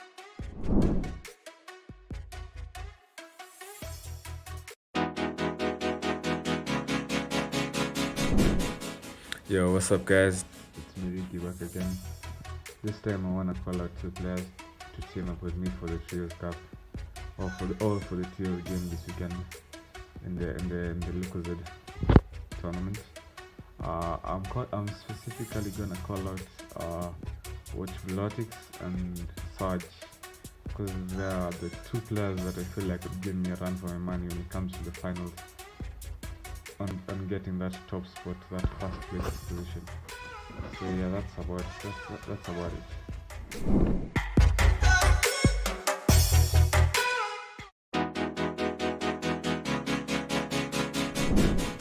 What's up guys, it's Watchpolitics and this is my gaming setup. These are my two monitors. One is my main monitor, which is 144Hz. This is my second monitor, which is 60Hz. This is my keyboard, it's a GK61. My mouse, which is a Glorious Modelo, and my SteelSeries QCK mousepad. This is the chair I game on, and here is my headset. It's the HyperX Cloud Stinger with its stand and my PC, and then my controller, which I used to play some games.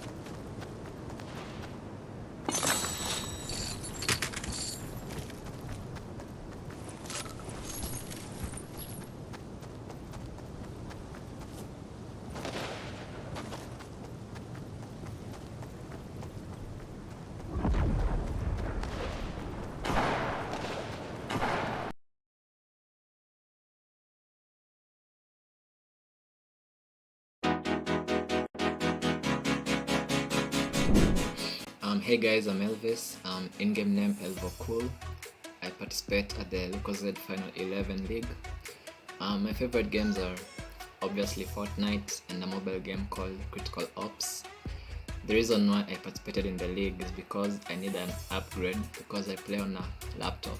So sometimes it's hard. So yeah, I need an upgrade, a better device in short. And so I'd like to wish everyone participating all the best, and let's meet at the finals. Bye.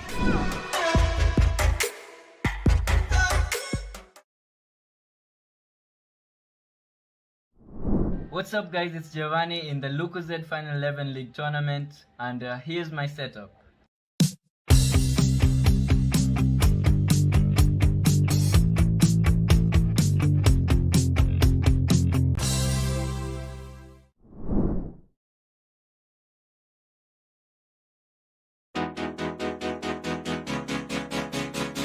Hey guys, I'm Sanjit Mao, and this is my setup. This is my mouse, a Logitech G4 2. It's my keyboard, a Logitech 2103. I play on PS4. I play on the PS4 Slim on a 60Hz monitor, and I chose this setup because I do not have a laptop.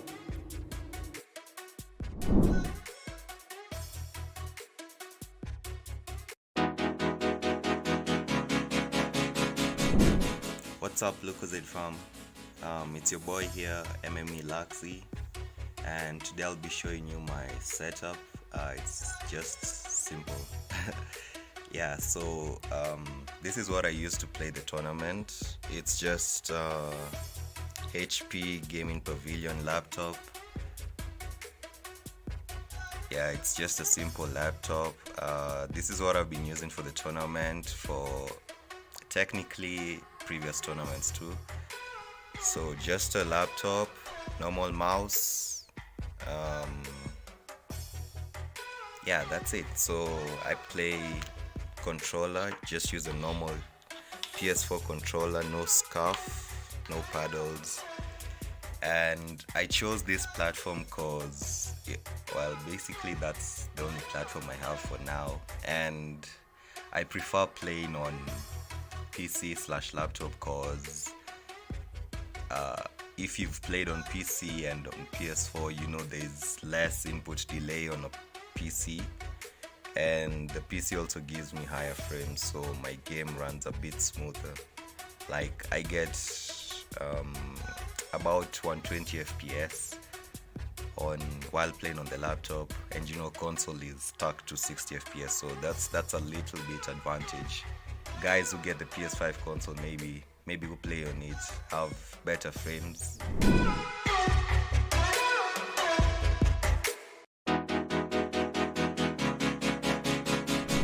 Hi, my name is Chris. In game naitwa Hero Play, and this is my gaming setup. So first up is my monitor. It's the HP 24X. It's a 24-inch 144Hz monitor. The colors aren't that great, but overall I love it. Next up is my keyboard. It's a Clip-Tech which I got from Textbook Center. Siulize nilifanyikia spacebar. It's a long story. Next up we have my headset. It's the JBL Quantum 100s. They're pretty good. The mic is also really great, so yeah, I love them. Next is my mouse, the Logitech G100. It goes up to 8000 dpi. It's a really good mouse. Next up is my mouse bungee, which was made at home for me by my cousin. Big up to him, man. He's a G. Next up we have my gaming rig. It's a pre-built. I got it from Gigi. The processor is the AMD Ryzen 2700. Gonna 16 gigs of RAM, GTX 950. Graphics card, 2 GB.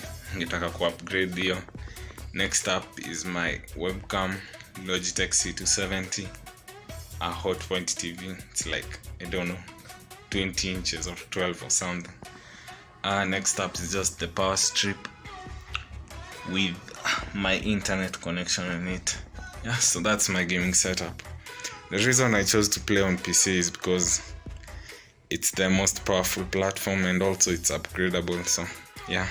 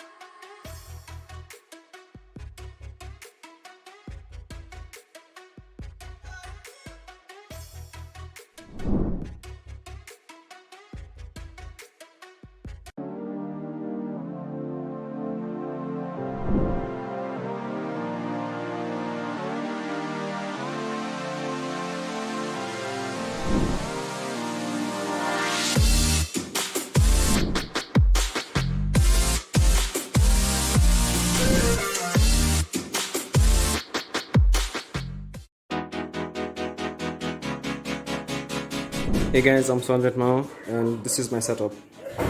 This is my mouse, a Logitech G4 2. It's my keyboard, a Logitech 2103. I play on PS4. I play on the PS4 Slim on a 60Hz monitor, and I chose this setup because I do not have a laptop.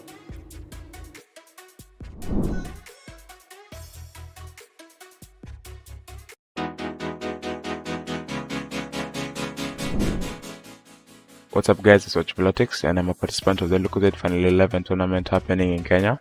I'm very thankful to the organizers and Lucozade for making such a tournament, and I wish everyone who's playing the tournament good luck.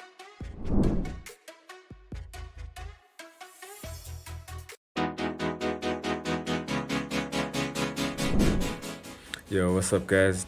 It's me Ricky back again. This time I wanna call out 2 players to team up with me for the Trios Cup, or for the Trio game this weekend in the Lucozade tournament. I'm specifically gonna call out Watchblotics and Sarge, because they are the 2 players that I feel like would give me a run for my money when it comes to the finals and getting that top spot, that first place position. So yeah, that's about it.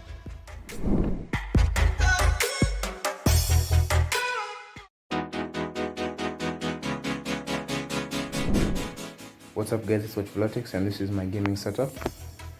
These are my 2 monitors. One is my main monitor, which is 144 Hz. This is my second monitor, which is 60 Hz. This is my keyboard, it's a GK61. My mouse, which is a Glorious Modelo, and my SteelSeries QCK mousepad.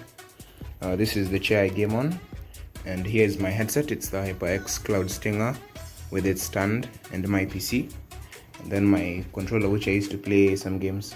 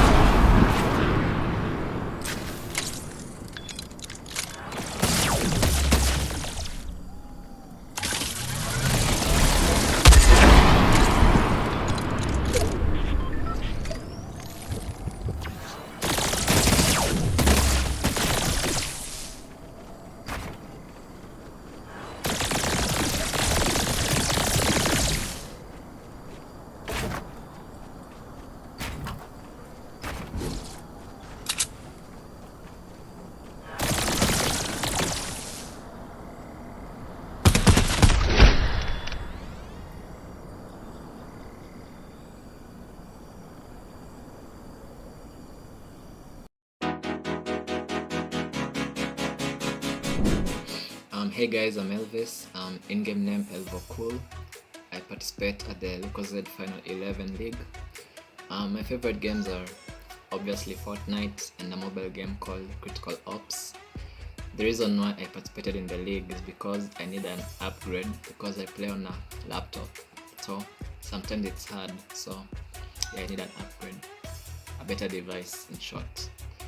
So I'd like to wish everyone participating all the best, and let's meet at the finals. Bye.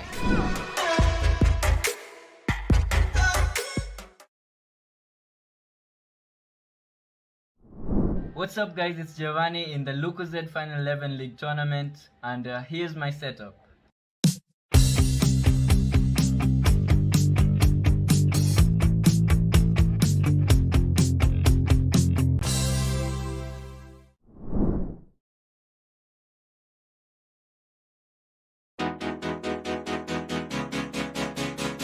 Hey guys, I'm Sanjay now, and this is my setup. This is my mouse, a Logitech G4 2. It's my keyboard, a Logitech 2103. I play on PS4. I play on the PS4 Slim on a 60Hz monitor, and I chose this setup because I do not have a laptop.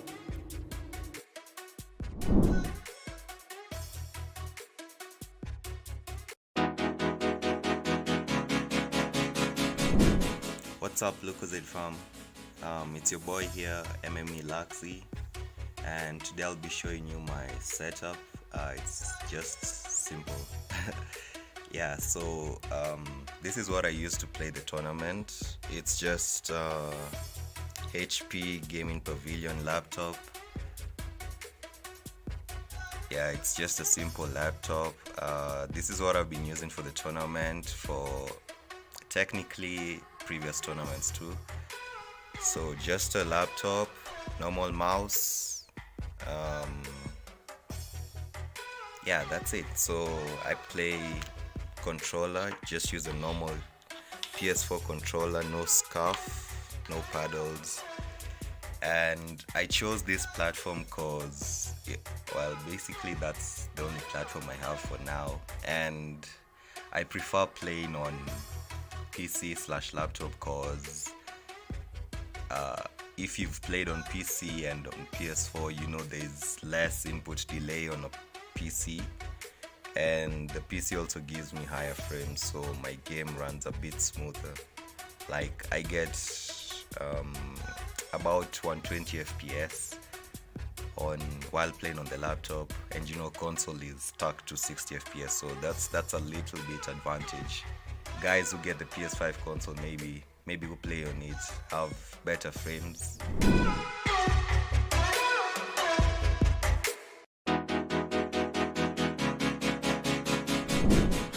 my name is Chris. In game naitwa Hero Play, and this is my gaming setup.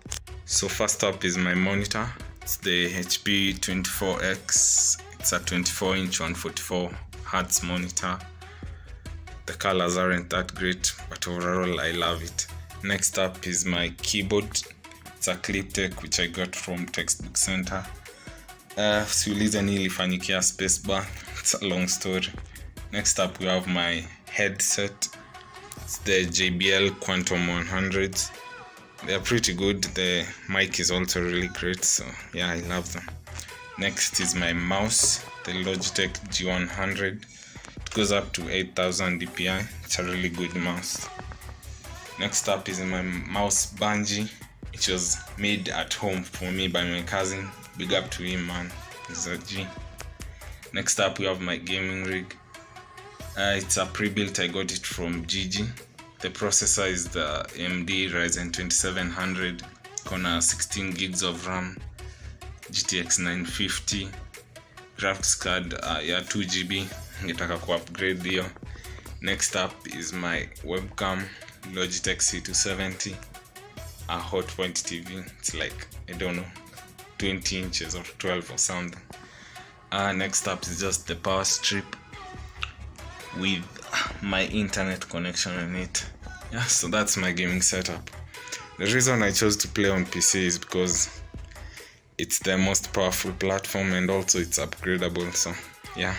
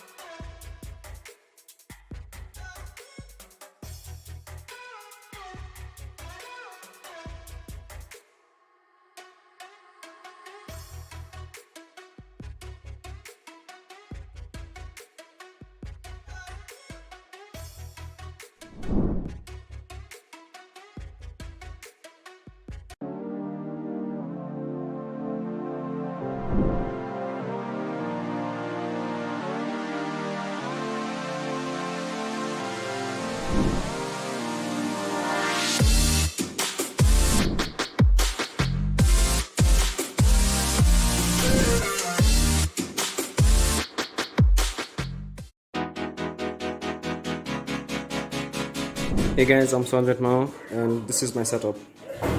This is my mouse, a Logitech G42. It's my keyboard, a Logitech 2103.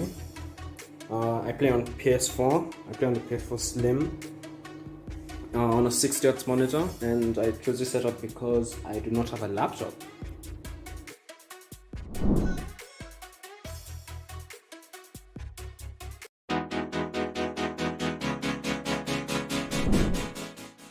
What's up guys, it's Watchpolitics and I'm a participant of the LUCOZADE Final 11 tournament happening in Kenya.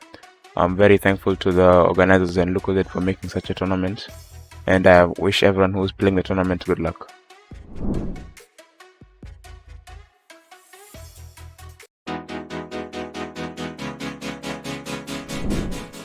Yo, what's up guys? It's me Ricky back again. This time I wanna call out 2 players to team up with me for the Trios Cup. Or for the Trios game this weekend in the LUCOZADE tournament. I'm specifically gonna call out Watchpolitics and Sarge, because they are the 2 players that I feel like would give me a run for my money when it comes to the finals and getting that top spot, that first place position. So yeah, that's about it.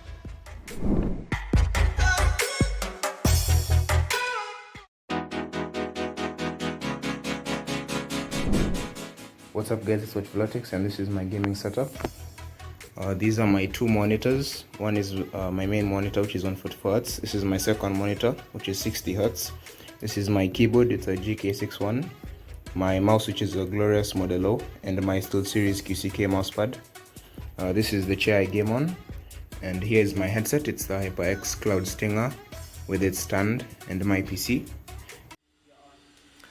Welcome back, ladies and gentlemen, to the Lucozade Final 11 League featuring Fortnite. This is Game 3 of Week 3. This is going to be the trio team play. Shotguns and grenades only. Definitely an interesting choice of loadouts, because the grenades are useful. However, they still do inflict damage to you too. So you guys are gonna have to be very careful using them. However, the shotguns everyone knows how to use. So it's gonna be definitely an interesting sight to see. We should see, and it's trios as well, so the fights would be a bit more slow, and that's something that's gonna be fun to watch, especially later in the game. And that also allows us to be able to cast the fights completely, tell you exactly what's going on, because just having only shotguns means people have to take peeks so the shotguns don't fire very fast. So it's something I'm very excited to see. The interesting part about also this having the specific rule set is that having only shotguns means you can't pressure wall. So if you do get a knock, you're going to have to use your pickaxe, and that opens you to take damage. It's very interesting as well, exactly how the trios will choose to approach this, because you can't just brute force your way in. You may be able to get hit with one shot and that ends your game. And also it depends on how exactly you're going to use your teammates to your advantage when you're pressuring a team, when you're fighting a team, you're trying to stay alive. If you get knocked as well, what is the strategy? Are you going to leave your teammate and go fight, or are you going to try and pick him up with the help of your other teammate? So definitely a lot more going into this game as opposed to the other ones. And we should be heading into the gameplay soon. However, there's a couple of things I want to talk about. I want to read the chat real quick. Check out who's talking. We have Joshua, Vincent, Yvonne, Cheryl, Joanne, KB, Brian. I appreciate you all coming in. I hope you guys are enjoying the stream. And we're going to cut into the gameplay in a couple of seconds. We're going to start things off with the Maugral. And we will be able to see exactly what his team is rocking with, how they're doing right now. They opted to land at Misty Meadows. The only thing he has going for him right now is some grenades. He does not have a shotgun yet. He does have a pistol and an SMG, which he cannot use. He used both his grenades already, so at this point, as far as we are concerned, he has nothing in his inventory. His teammates are Jamo. His teammates are Jamo and Elvo Cool. Jamo, of course, he did end up winning the previous game. It was an unexpected win.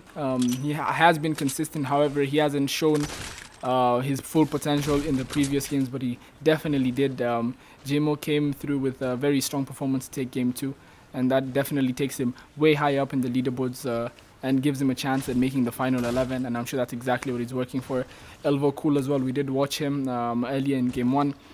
He did drop Holly Hatchery, so that his team dropping Misty now is a very interesting development. That's almost across the whole entire map, going to the bottom. So, I mean, as it stands, they're looking okay. Elvo does have some shield on him. However, Jamo and Mogral, I think at this point, their hopes are on the other players just leaving the sites and them being able to walk out of this one. But I think it's time for them to rotate out. If you go to the other side, in Misty Meadows, we have Vlotix, Serge and Merigi pump shotgun, which is a much better shotgun, and just like that, Merigi finishes it off, killing Elvo Cool, and that's the first 3 eliminations going in their favor. There is a blue pump here for Vlotix. He does get the minis off. They do have 2 launch pads, amazing materials. I mean, it's only a matter of time before this game ends. I mean, if Vlotix, Serge and Merigi do end up running up on any more teams, there's only one way the fights are gonna go, considering now that he does have a blue pump, which is a very, very good shotgun. Can easily finish a fight in one shot if the player does not have a big pot or is under 175 HP. But yeah, I mean, beautiful performance coming in. Vlotix did unfortunately die very early in the second game. He did come second in the first game. However, his teammate Merigi got first and a second, which is a very, very strong performance. I mean, he definitely does want to put himself in the final 11 to be to give himself the best possible chance coming into the final week. If you guys were not aware, this is a cumulative scoring system. So everything you do in every single week, every single fight, every single kill, every single game matters. So it's something you have to be very careful about. You know, if you miss the game, it's going to be that much harder. So right now, it looks like they're swinging at the air, but they're actually swinging at a cosmic chest. There is a issue that it doesn't always spawn in, especially in the spectator point of view. But it's very unfortunate because they get 2 suppressed ARs and a Scar. They can't pick them up because, of course, it is shotguns and grenades only. That is unfortunate, and that's just the luck Fortnite gives you sometimes. You know, they gives you the best loot when you don't need it. But they're rotating to the middle of the map right now. The zone does pull toward the retail, lazy area, toward Corny as well. This is the first zone, so it's very, very wide. It does cover a wide expanse of the map. But they look like they're chilling. Vlotix does have 180 HP. Still can get one pumped if he is unfortunate enough to run into someone with a purple shotgun. Purple Spaz is gonna easily take him out. However, both his teammates are above the 189 threshold. The only way they can get one shot at it with the gold Spaz, which does do 203 damage. And here is the Llama, the fabled Llama. It looks like they're gonna make quick work of this one. Not much movement coming in from this Llama. I think it has accepted its fate. No, it does get out, but Vlotix is quick with the box, and just like that, Monsieur Llama is going to the lobby. They do get a chuck cannon, which is a very good thing to have, especially in a team game mode like trios. Instead of having to use multiple minis or multiple big pots, the chuck cannon will heal everyone in the vicinity for a maximum of 75 shield up until it needs to recharge again. However, it does recharge, so it's unlimited. Merigi is wearing the Wonder Woman skin. If you look on the right side, you can see the lasso all the way from here. I don't know about you guys, but I think out of all the superheroes, I think Wonder Woman does have the best theme song. I mean, tell me what your thoughts are down below in the comments. What do you guys think? But definitely would put her theme song up there. But yeah, we have them rotating to the center of the zone right now. They are chilling. They're in a very, very good spot right now. They do have the peppers for rotation. Does have a flopper, 6 minis, 3 medkits. I mean, they could sit and storm as long as they want to. And I don't see anyone stopping this trio right here. You guys let me know in the chat who you think is taking this game. But I think this team is well ahead of everyone else as it stands. So I think we're going to try to get a different POV here to see exactly what's going on the other side of the map. The players are not dying right now as it stands. They are trying to play the placement, and it is shotguns only, so you can't snipe them, you can't AR them. So every fight has to be up close, personal, it has to be intimate. They have to be able to trade as many damage points as possible. So I think no one really wants to get into a scuffle like that, because getting away from a shotgun fight is not the easiest thing to do. But at the same time, getting a kill is not the easiest as well. So it's I think they're avoiding the fights as late as possible to get as many placement points. Hero Play K does get taken out by Anonymous 261, and that's a fight that's going on the other side of the map. This is Rico 360, Kenyan Senpai, and Tevin Kipto 254. They are looking pretty good. He's carrying 2 shotguns. I don't think he can decide which one to use. However, they do get a launch pad, and there's a team on the left, and they are being shot at. So it's going to be interesting to see how they approach this rotation. Are they going to run straight into the other team, or are they going to opt to go around the other team and force them to also rotate? If you look in the feed, Lumi did shotgun Jabu on Nokia 3310, arguably the best gamer tag we've seen today. However, that must be an ongoing fight, and they do opt to rotate to the right away from the other team that was shooting at them. So that's a solid choice, because they do allow themselves to be able to rotate. Rico does get into a car, allows the whole team to get into the taxi and rotate them safely into Storm. There's no way they die while they're in this vehicle. I mean, of course, unless the car does blow up or they glitch under the map. Apart from that, any natural occurrence in the game cannot kill them, because no one's going to come up close enough to the car and shoot them. So this is an almost guaranteed ticket to surviving as long as possible. It wouldn't be a bad strategy to stay in the car the entire time, because shotguns don't really do much damage shooting into the car, as opposed to an AR which can aim at their head and stuff like that. So I wouldn't doubt, I wouldn't be surprised to see them sitting in the car the entire time. But yeah, as it stands, everything is looking pretty good for them. They see a big pot right there. Kenyan Senpai opts to go and get a chest as well. Maybe able to get an upgrade on a shotgun. They do see some grenades too. They're looking good in terms of the loadout department. Maybe not the best when it comes to the extra shield. However, he is pickaxing it. Is that a Spaz that he just got? I think he just got a purple shotgun. Probably what you could, the best thing. The purple pump is one of the best shotguns you can ask for. I mean, second best if you ask me. But at the same time, the tac, Tevin has a tac to a purple tactical shotgun. I saw it in his hand as he was getting into the car. That's a very good vehicle, a very good weapon to have as well, because the tac does provide a lot of damage consistently, so you can shoot at the walls. Just put down relentless pressure. It does do less damage than the pump, however, you have a lot more rounds in the chamber, 3 more to be exact, and you can consistently shoot it. It reloads pretty quickly as well. Patrick, what a wonderful game. Yes, what a wonderful game. That is true. Thank you for coming in as well. We want to see what Giovanni is up to with his team. Let's see how they're doing. We still have a couple of trios left in the game. It is him, Lumi, and Anonymous261. They do have a recon scanner, which is very, very good to have in the team game mode. Do have a lot of shield, an abundant amount of shield. He has about 1,000 materials. He's got 6 minis, 2 big pots, 3 medkits. It looks like the team does look like they're chilling. However, they're very, very split up. If another team rolls up on Giovanni, he's going to be in some trouble because I don't think his teammates can get to him that quickly unless they use some mobility they could use in the late game. 12 teams left. If everyone is alive on every trio, that is about 4 teams. So the closer the zone gets to closing, the more likely we are to see some engagements. Sedge just knocked out Mike with a shotgun. That is Vlotix's team fighting Vlotix, Marigi, and Sedge. We're going to hop back on and see Kenyan Senpai and see how they're doing. Are they part of the fight or not? I don't think they are.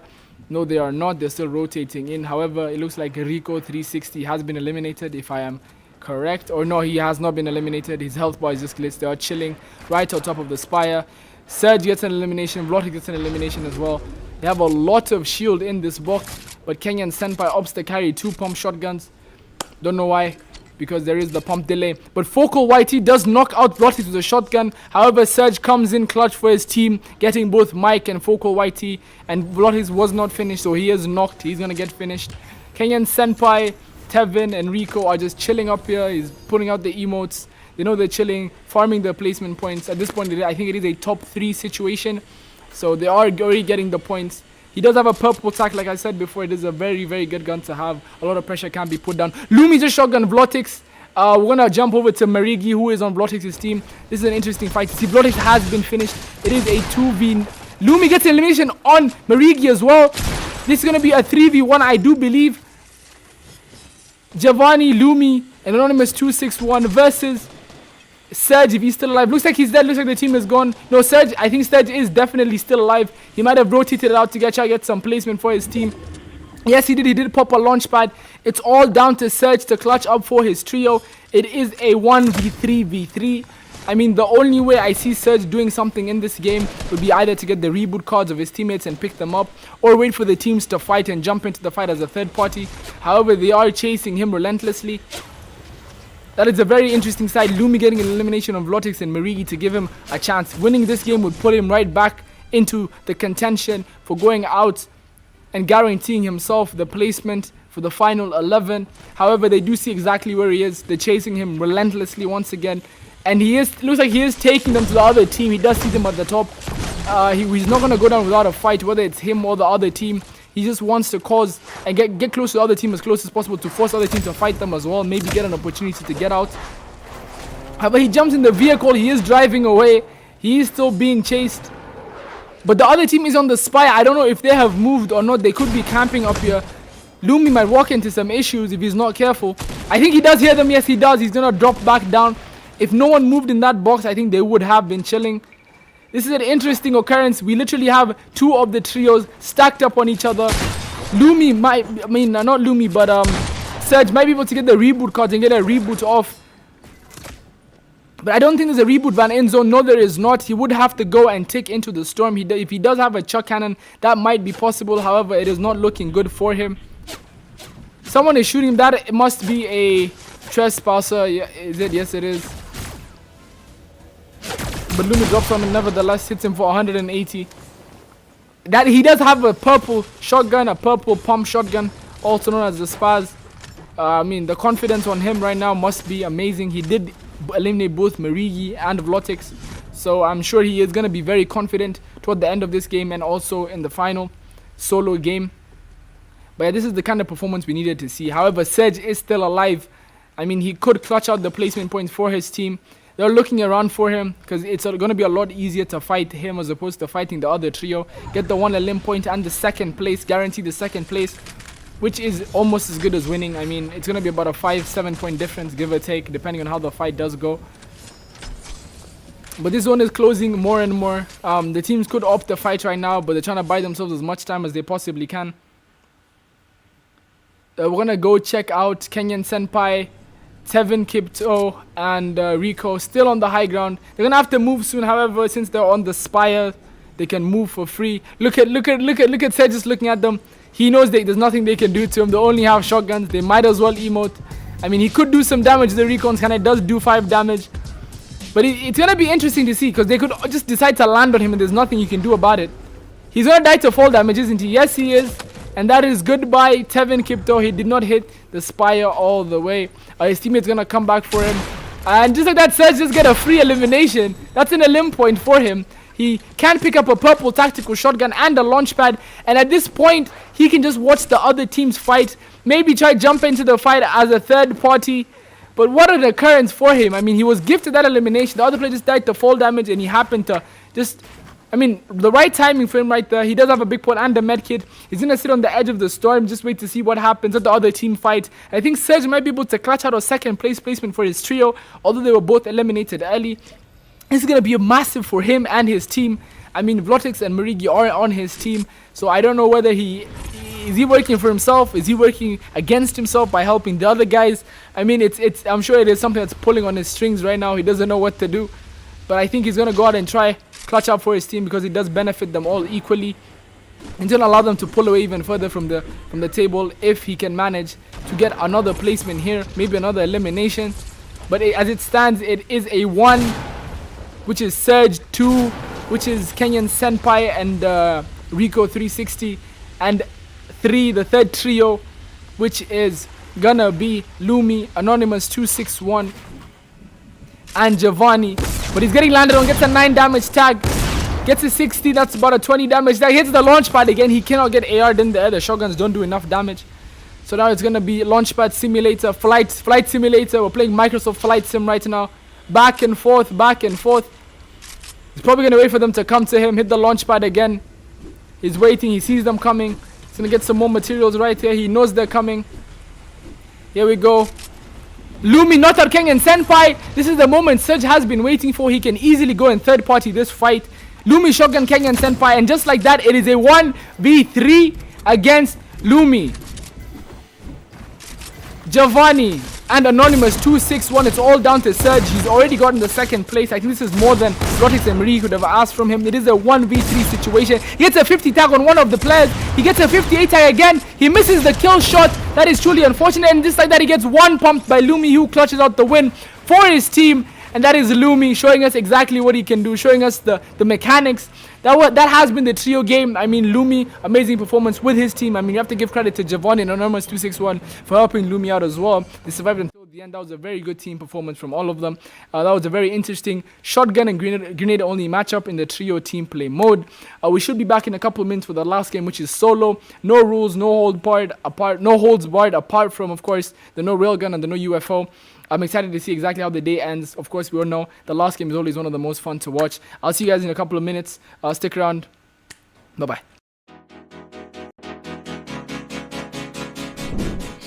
Hey guys, I'm Elvis. In-game name Elvocool. I participate at the LUCOZADE Final 11 League. My favorite games are obviously Fortnite and a mobile game called Critical Ops.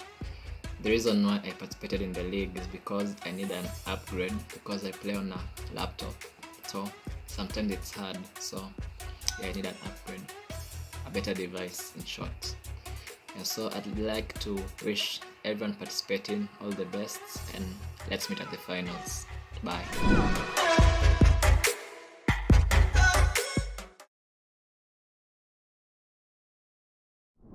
What's up guys, it's Giovanni in the Lucozade Final 11 League Tournament, and here's my setup.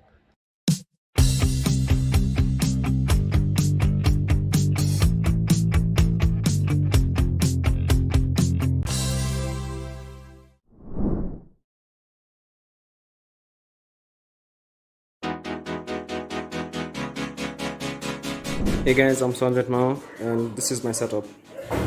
This is my mouse, a Logitech G4 2. It's my keyboard, a Logitech 2103. I play on PS4. I play on the PS4 Slim on a 60Hz monitor, and I chose this setup because I do not have a laptop.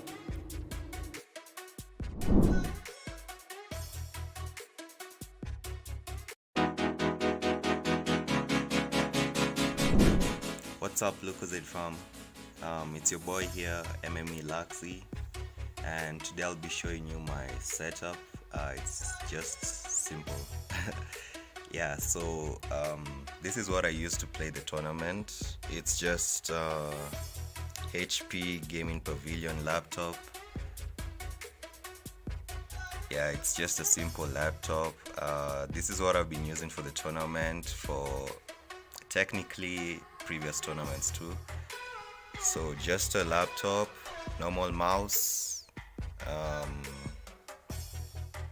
Yeah, that's it. So I play controller, just use a normal PS4 controller, no scuff, no paddles. And I chose this platform cause, well, basically that's the only platform I have for now, and I prefer playing on PC/laptop cause if you've played on PC and on PS4, you know there's less input delay on a PC, and the PC also gives me higher frames, so my game runs a bit smoother. Like I get about 120 FPS while playing on the laptop, and you know console is stuck to 60 FPS, so that's a little bit advantage. Guys who get the PS5 console, maybe who play on it have better frames.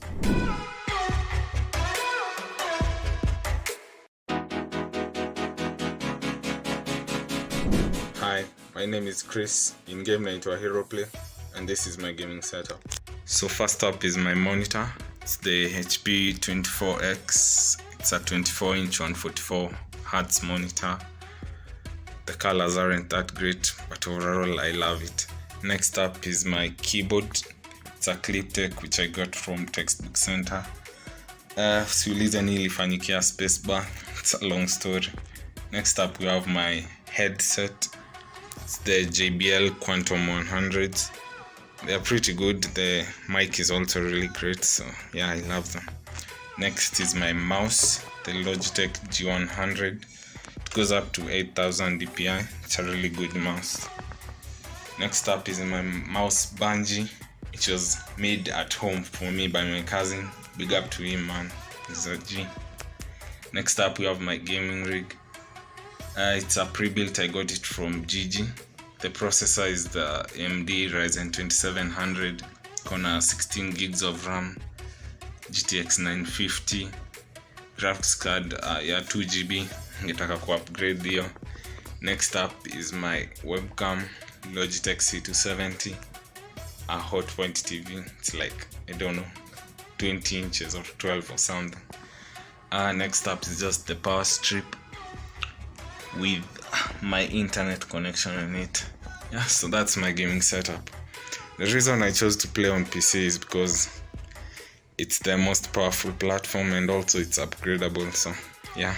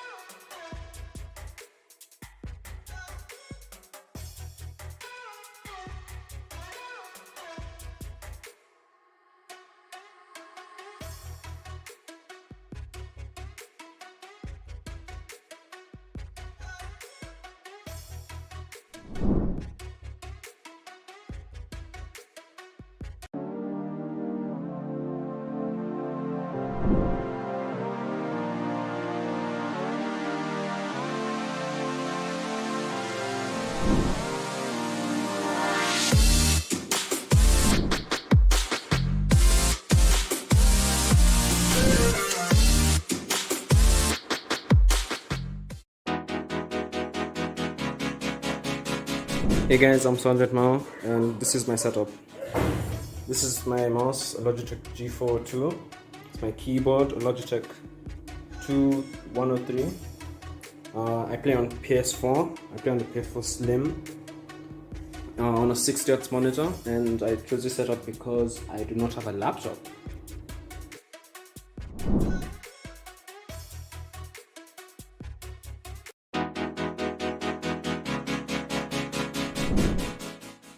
What's up guys, it's Watchblotics and I'm a participant of the Lucozade Final 11 tournament happening in Kenya.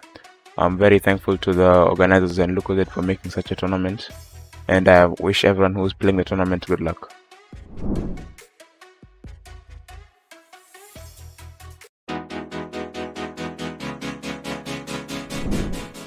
Yo, what's up guys? It's me Ricky back again. This time I wanna call out 2 players to team up with me for the Trios Cup, or for the Trios game this weekend in the Lucozade tournament. I'm specifically gonna call out Watchblotics and Sarge, because they are the 2 players that I feel like would give me a run for my money when it comes to the finals and getting that top spot, that first place position. So yeah, that's about it.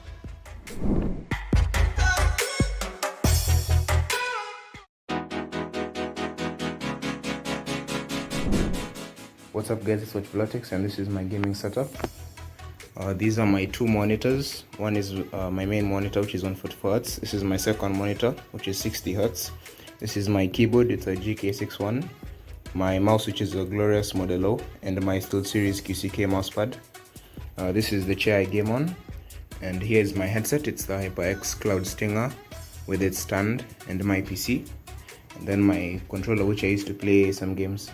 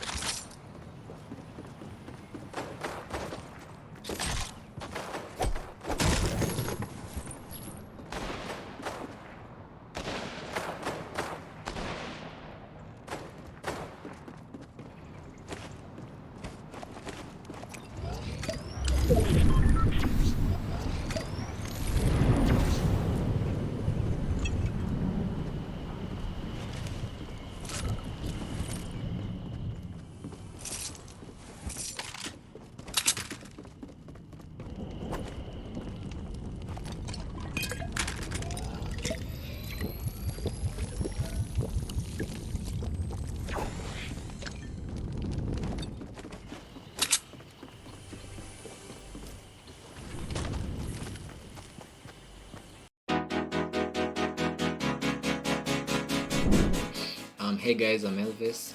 In-game name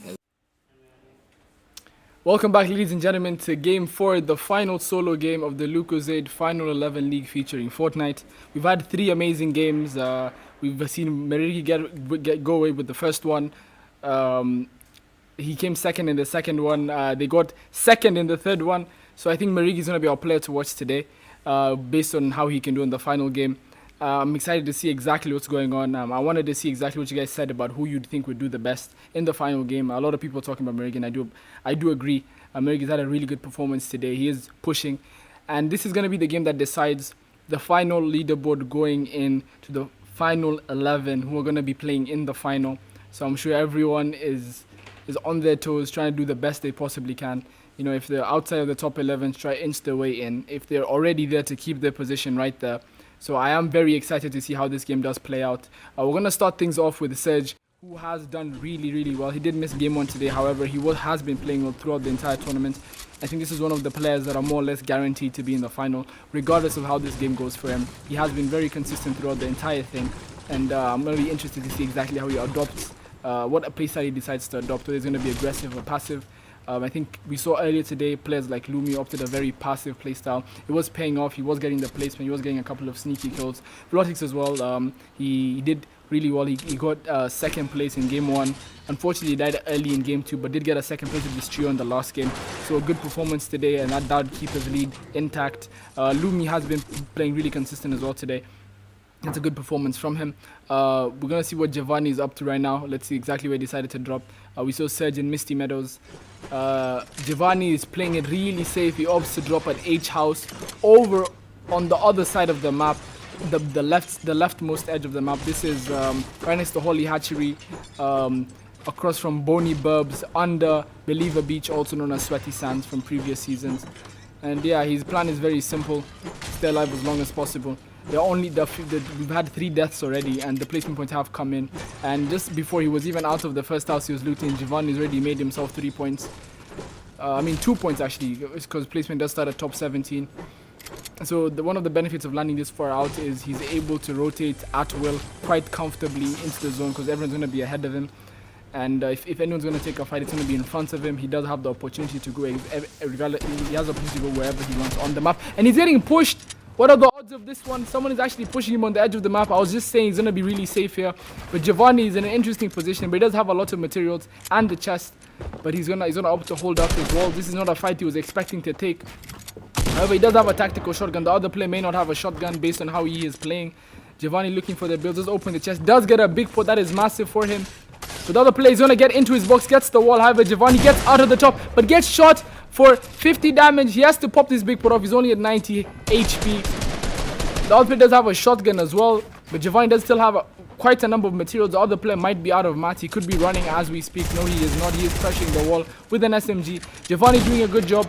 However, the tree is blocking his vision. He's expanding his boxes, comes back in right here, wants to get that big pot off. Goes back into the box. He does not have a top, and his bottom is getting sprayed out. I think at this point would be a good time to switch to metal, so his walls can take a bit more damage, so he can get that big pot off. The other player still does. He's still on his case. He is trying to break him out, I do believe. However, Giovanni is doing a really good job reboxing, keeping the opponent guessing as to what exactly he is doing. The opponent is right on his wall. Giovanni gets out of the box as fast as he can, resets the wall, trying to expand. I think it's about time he does look for a peek and try to get some damage off, so the other player slows down and lets him pop his big pot. However, Giovanni's playing super passive. I think he could have gone off the big by now if he really wanted to do so. However, it's not a priority for him, but he's popping it now. The other player is right on that wall. He does get the wall. Giovanni is trying to move away. He is on him. Giovanni is at 19 HP. Giovanni is very weak as it stands.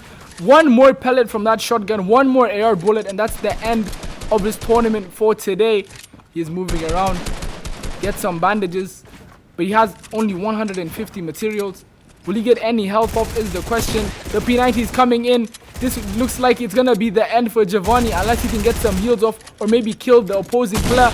And just like that, Elvo Cool picks up the first elimination for himself this game. Very good pressure coming in from him. Good damage with a great tactical shotgun. I mean, there's not much you can expect. Summers, I see in the chat, thank you for coming in. not much you can expect from a great tactical shotgun, but Elvo Cool shows it's not the gun that makes the player, it's the player that makes the gun. That is an amazing elimination coming from him, considering his loot was not the best. And just like that, he's going to rotate into the zone quite comfortably, getting himself a point on top of the other 3 placement points he has received. We're going to see what Focal YT is up to, where he dropped and how he's looking. Focal YT opts to drop in Retail Row. And Retail Row is a good spot to drop at because he does have the ability to go and find the aliens to put on his head, and those allow him to rotate for free. He can jump higher, move faster, cannot get headshotted by any weapon. And as we speak, he does get hit in the body with a sniper rifle. He is 11 HP. He is in a bit of trouble. He might opt to launch pad away because his mats are not the best. He does try to, but he does get eliminated by Anonymous 260. And he just like that, he gets himself more shield and a recon scanner, which is a very good asset to have in the solo game mode. Anonymous 260 is having a really good performance. I wish we knew who it was. It would be easy to place him on the leaderboard. However, he does get himself a slurpfish, which he opts to drop a recon scanner for. I mean, he does have 3 big pots. Maybe that's not the best idea, considering the recon scanner does offer so much. It allows you to be more defensive, knowing where your opponent is, more aggressive if you're trying to pressure him. So he opts to take a slurpfish when he has 3 big pots. I mean, that's a questionable decision. However, we're going to have to see how exactly he plays it out. Maybe he does have a plan. Maybe he does have a strategy. We're going to have to wait and see. However, I do hear he does, both of us. We definitely did hear someone in the building. However, it could have been a trespasser. But Anonymous 260 didn't stick around long enough to find out. He opted to hit the pad and get out, which is a smart play since zone does pull quite far. However, there was a supply drop on the mountain above him and no one has gone for it yet. It may have been in his interest to go and get that. He could have had a SCAR, maybe a better shotgun. However, he is prioritizing getting into the zone as soon as possible. He does have about 1,100 mats. That's more than enough for him to get into the end game, and there is another supply drop directly in front of him. Let's see if he opts to get that one. We're going to change the POV to see exactly what's going on the other side of the map. We're going to see what Muad is up to. I think considering how the game is going right now, everyone is playing really, really passive. Muad is really far from zone. However, the middle of the map is completely unlooted. As you can see, there are some chests. There's a shark in the water, if I'm not mistaken, off in the distance. However, he is opting not to open any of those chests. I think he might have a chuck cannon. Yes, he does have a chuck cannon. He does have a lot of materials, and I don't think he farmed them up. That is the workings of a llama. Ladies and gentlemen, he is in a really good position. He has a suppressed SCAR, a blue tactical shotgun, yes, suppressed AR actually, and he also has a chuck cannon and 3 minis. Really good materials. He should be set for the end game. He could tank the storm, has very many options. That's what having a chuck cannon does for you. It opens up very many possibilities for you. A top 13 situation. He is chilling. We're going to see where Magral is and what he is up to. If we're not mistaken, he did drop in Misty Meadows last game. But right now, he does have really, really good loot. He also did find a llama, a purple shotgun, a purple pulse AR, a launch pad, 800 brick and wood, 600 metal, 6 minis, chuck cannon. I mean, you couldn't ask for much more than this. He is chilling. He is already in the zone. He is just in his cone looking around to see. If you look over at the feed, Elvo Cole did eliminate 7 Kipto, 254. That puts us in a top 11 situation. I mean, this is where the points really come in. Let's see what Serge is up to, how his loot is looking, where he is currently on the map. Serge's loot is pretty good as well. He does have max brick, almost max wood, 140, 6 metal, 6 minis, 3 medkits, a sniper, a blue pump, and a blue AR. That is a suppressed sniper in this game for a week only. So I'm sure by the time the final does roll around, this weapon will no longer be in the game. By the way, so you guys don't forget, the final is going to be on the 4th of September. More information on that will come soon. And we will also be doing a giveaway stream in the coming week. Keep your eye out for that one too. We're giving away some pretty nice stuff for you guys who've been supporting and watching this stream throughout this 3 weeks of competition. Serge does get into a build battle right now against a player who just drove up on him. That is a 150 tag coming from the player on low ground. That could be Lumi. There's a lot of pressure coming in on him. He does only have minis. He'll only be able to get up to about 102 HP. If that is a pump shotgun of any kind that is not blue, his game could end right here. But Serge doing a good job pressuring, trying to push the angle. He has to try and get away so he can pop his med kit. Goes for a peek shot. Doesn't work out for him. Opens a very wide angle that can come back to haunt him if the other player manages to get a shot in. But the zone is coming in. Serge is trying to get some distance between him and the player. He's going to opt to pop the medkit. However, his wall is getting pressured. The other player does get the ramp. Serge is just trying to get some room. He's going to start ticking and storm right now. He takes all the way down to 99 HP. One well-placed pump shot could end his tournament right here for the day. However, Serge, like I said before, is more than likely qualified based on his performances in previous weeks and today. We're going to have a final leaderboard out for you guys. Don't you worry about that one. Serge has the opposing player boxed in, but the player does get out. Good job, Serge, right there, flipping the ramp, not giving the opponent a free shot. However, the opponent decides to launch pad away, which is a very interesting choice. Serge is trying to get some shots down on him, gets a 22 tag, and that's going to be about it. Serge does know there is a launch pad right here for him. And he's going to pop a medkit before he hits it, I do believe. Yes, he will. He's going to take his time with his 50 seconds until the zone closes. Hilda, I see you in the chat. Thank you for coming in. He's going to pop a medkit. 10 players left. He's going to pop a med, casually walk into the storm with the launch pad that was placed by his opponent. Looks around to make sure he's not missing anything. Launch pads into zone. This is risky because the suppressed car does have really good accuracy when players are flying. So if someone does see him when he's already in a gliding state, he cannot land any faster or fly away. It's going to be very interesting. However, it looks like he's going to get an uncontested landing right here. No one shooting at him. Might find a player in this bush. No, it does not. But the opponent is down there. He has a sniper in his hands. Serge could sit in this bush right here and watch the opponent from under him. Rico 360 manages to kill Merigi. That is quite an upset coming in from Rico. And that puts him in a better position to inch up the leaderboard. Merigi is one of the players who would be in the top 4. However, I think Merigi has done enough from his performances today. He manages to pull off a win and 2 second places, which is amazing consistency for him. So dying 10th place in the last game wouldn't do much to his overall leaderboard ranking. However, Serge is trying to finesse his way through this box, trying not to get any, trying to put pressure on the low ground and not get damaged by the player above him at the same time. This is a safe way of pressuring the other player, you know, finishing his materials, maybe forcing him in a worse position than he's currently and forcing him to die earlier, not only securing Serge better placement, but also at the same time forcing a player who was really good, as we saw earlier, to die early on to give Serge a better opportunity of winning the game in the end. For about 40 seconds until this zone closes. Serge is doing a good job of putting as much pressure as he can, and just like that he gets a snipe off on the player. He's pushing him immediately, knowing the player has been cracked. Serge smells blood, hits him for 60, and just like that, Serge plays that extremely well to take out Hero Play KE. He absolutely baited him into opening an edit on him to look into the bush, and there's really generally no point looking into the bush because stuff like that can happen. The other player will just wait for an opportunity. Serge forced Hero Play to make a mistake, and he punished him thoroughly and got a purple pump shotgun out of it.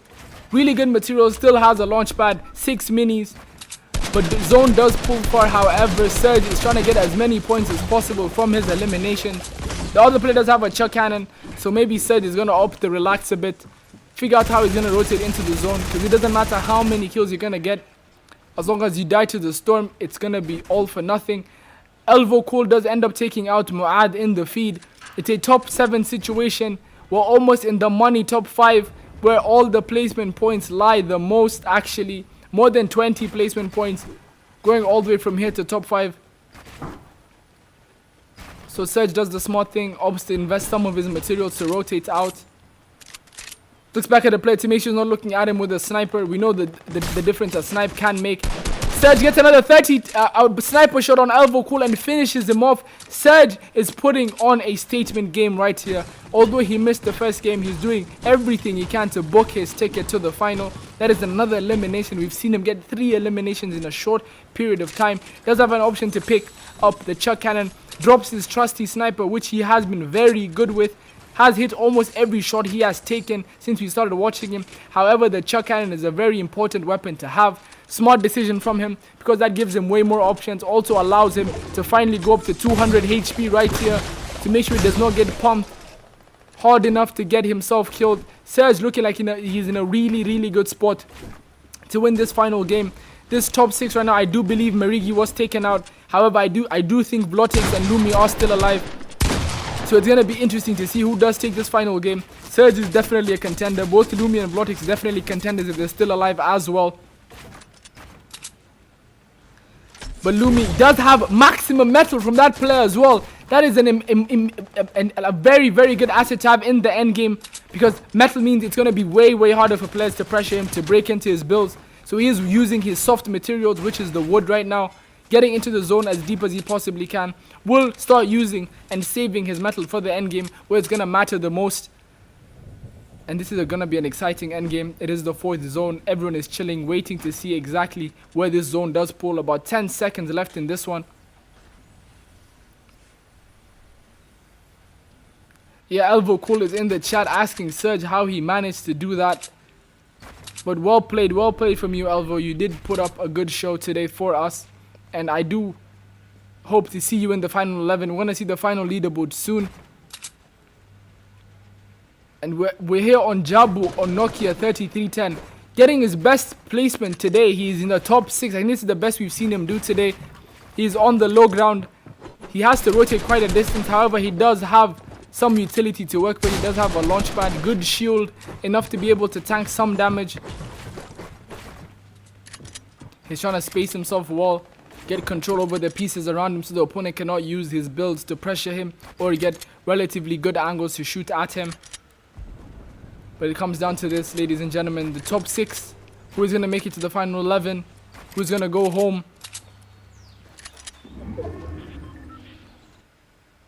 I want to hop on back on Surge and see how he's doing. His loot has been, we saw his loot was very, very good. He was getting a lot of eliminations. I think he is the player to watch this game. He currently is in a fight, and in the feed, if you see that the Vlotix is still alive, he manages to get an elimination on Rico. However, Surge is in a fight right now. He is down to his metal, only 900 mats left.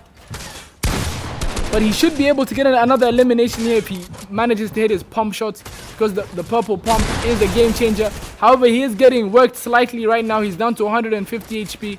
But he is building up on the opposing player, trying to get the high ground. He does get cracked. He's down to 90 HP, but does have more than enough mats and more than enough health to be able to do something with it. He gets the wall. However, the other player misses the shot. And that's another 40, that's 70 tag coming in from Surge. He can opt to chill and heal, and that's exactly what he does. Goes one layer higher, but he's pressuring the opposing player as well, which is very smart to do. He does launch pad just to drop back down once again, because the zone is basically on him. Holding the high ground would not be a bad idea. Maybe trying to bait the opposing player into moving out of that position, thinking that he's off the height. Maybe come for height, get a free shot off on him. However, it does look like the other player did drop down to the lower ground. Surge using the launch pad to scout the area to see where the players are. Gets no information from that launch pad right now. He's looking around. Zone does pull ahead. Top 4 situation. We do still know that we have Jabu on Nokia 3310 still alive. Surge and Vlotix. I do believe Lumi is still alive as well. This is going to be an interesting finish to the final day today. But everyone is just chilling. Everyone's waiting. Everyone is in no hurry whatsoever, trying to get as many placement points as possible. They do not want to initiate the fight. I think at this point everyone just wants to stay alive for the 1v1 to give themselves a direct shot at winning the game.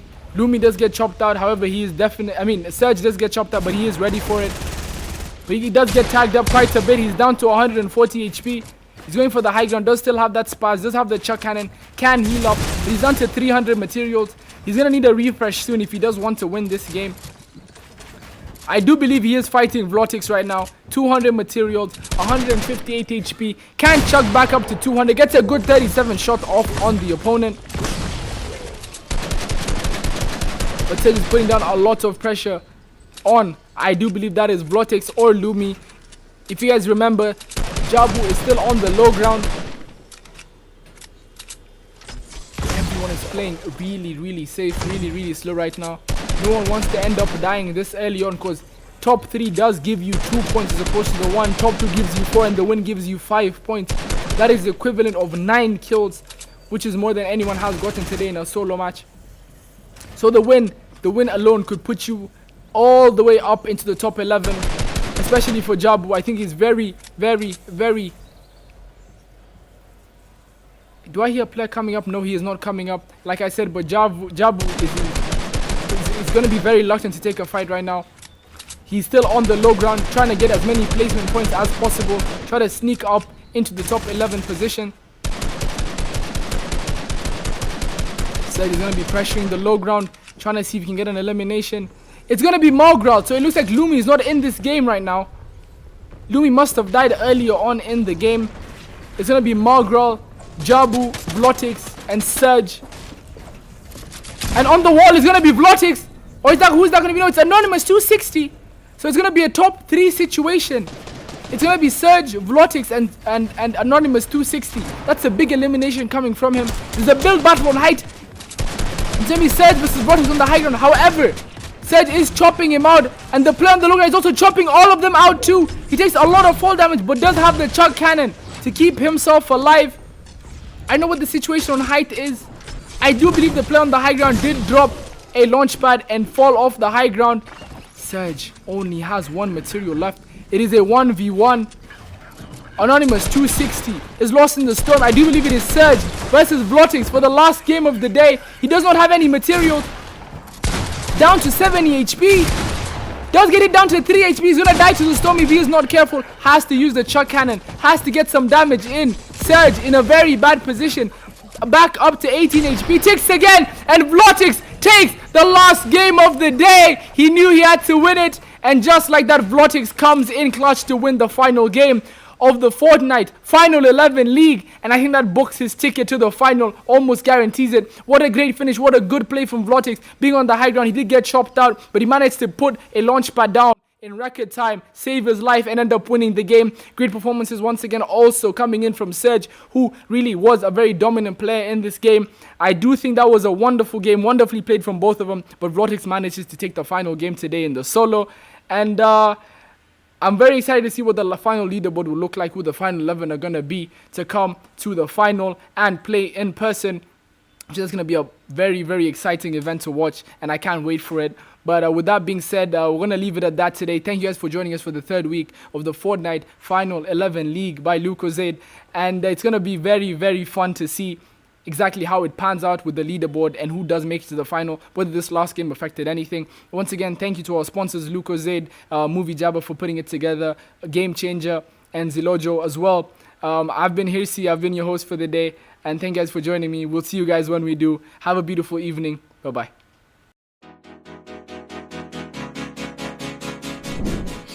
Hey guys, I'm Elvis. In-game name Elvocool. I participate at the LUCOZADE Final 11 League. My favorite games are obviously Fortnite and a mobile game called Critical Ops. The reason why I participated in the league is because I need an upgrade because I play on a laptop. So sometimes it's hard, so yeah, I need an upgrade, a better device in short. And so I'd like to wish everyone participating all the best, and let's meet at the finals. Bye.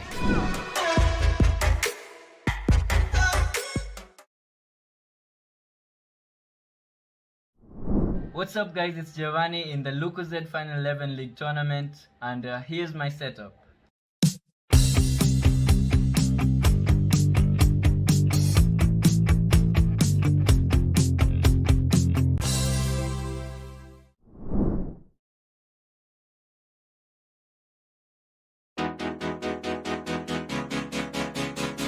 Hey guys, I'm Sanjit Mao, and this is my setup.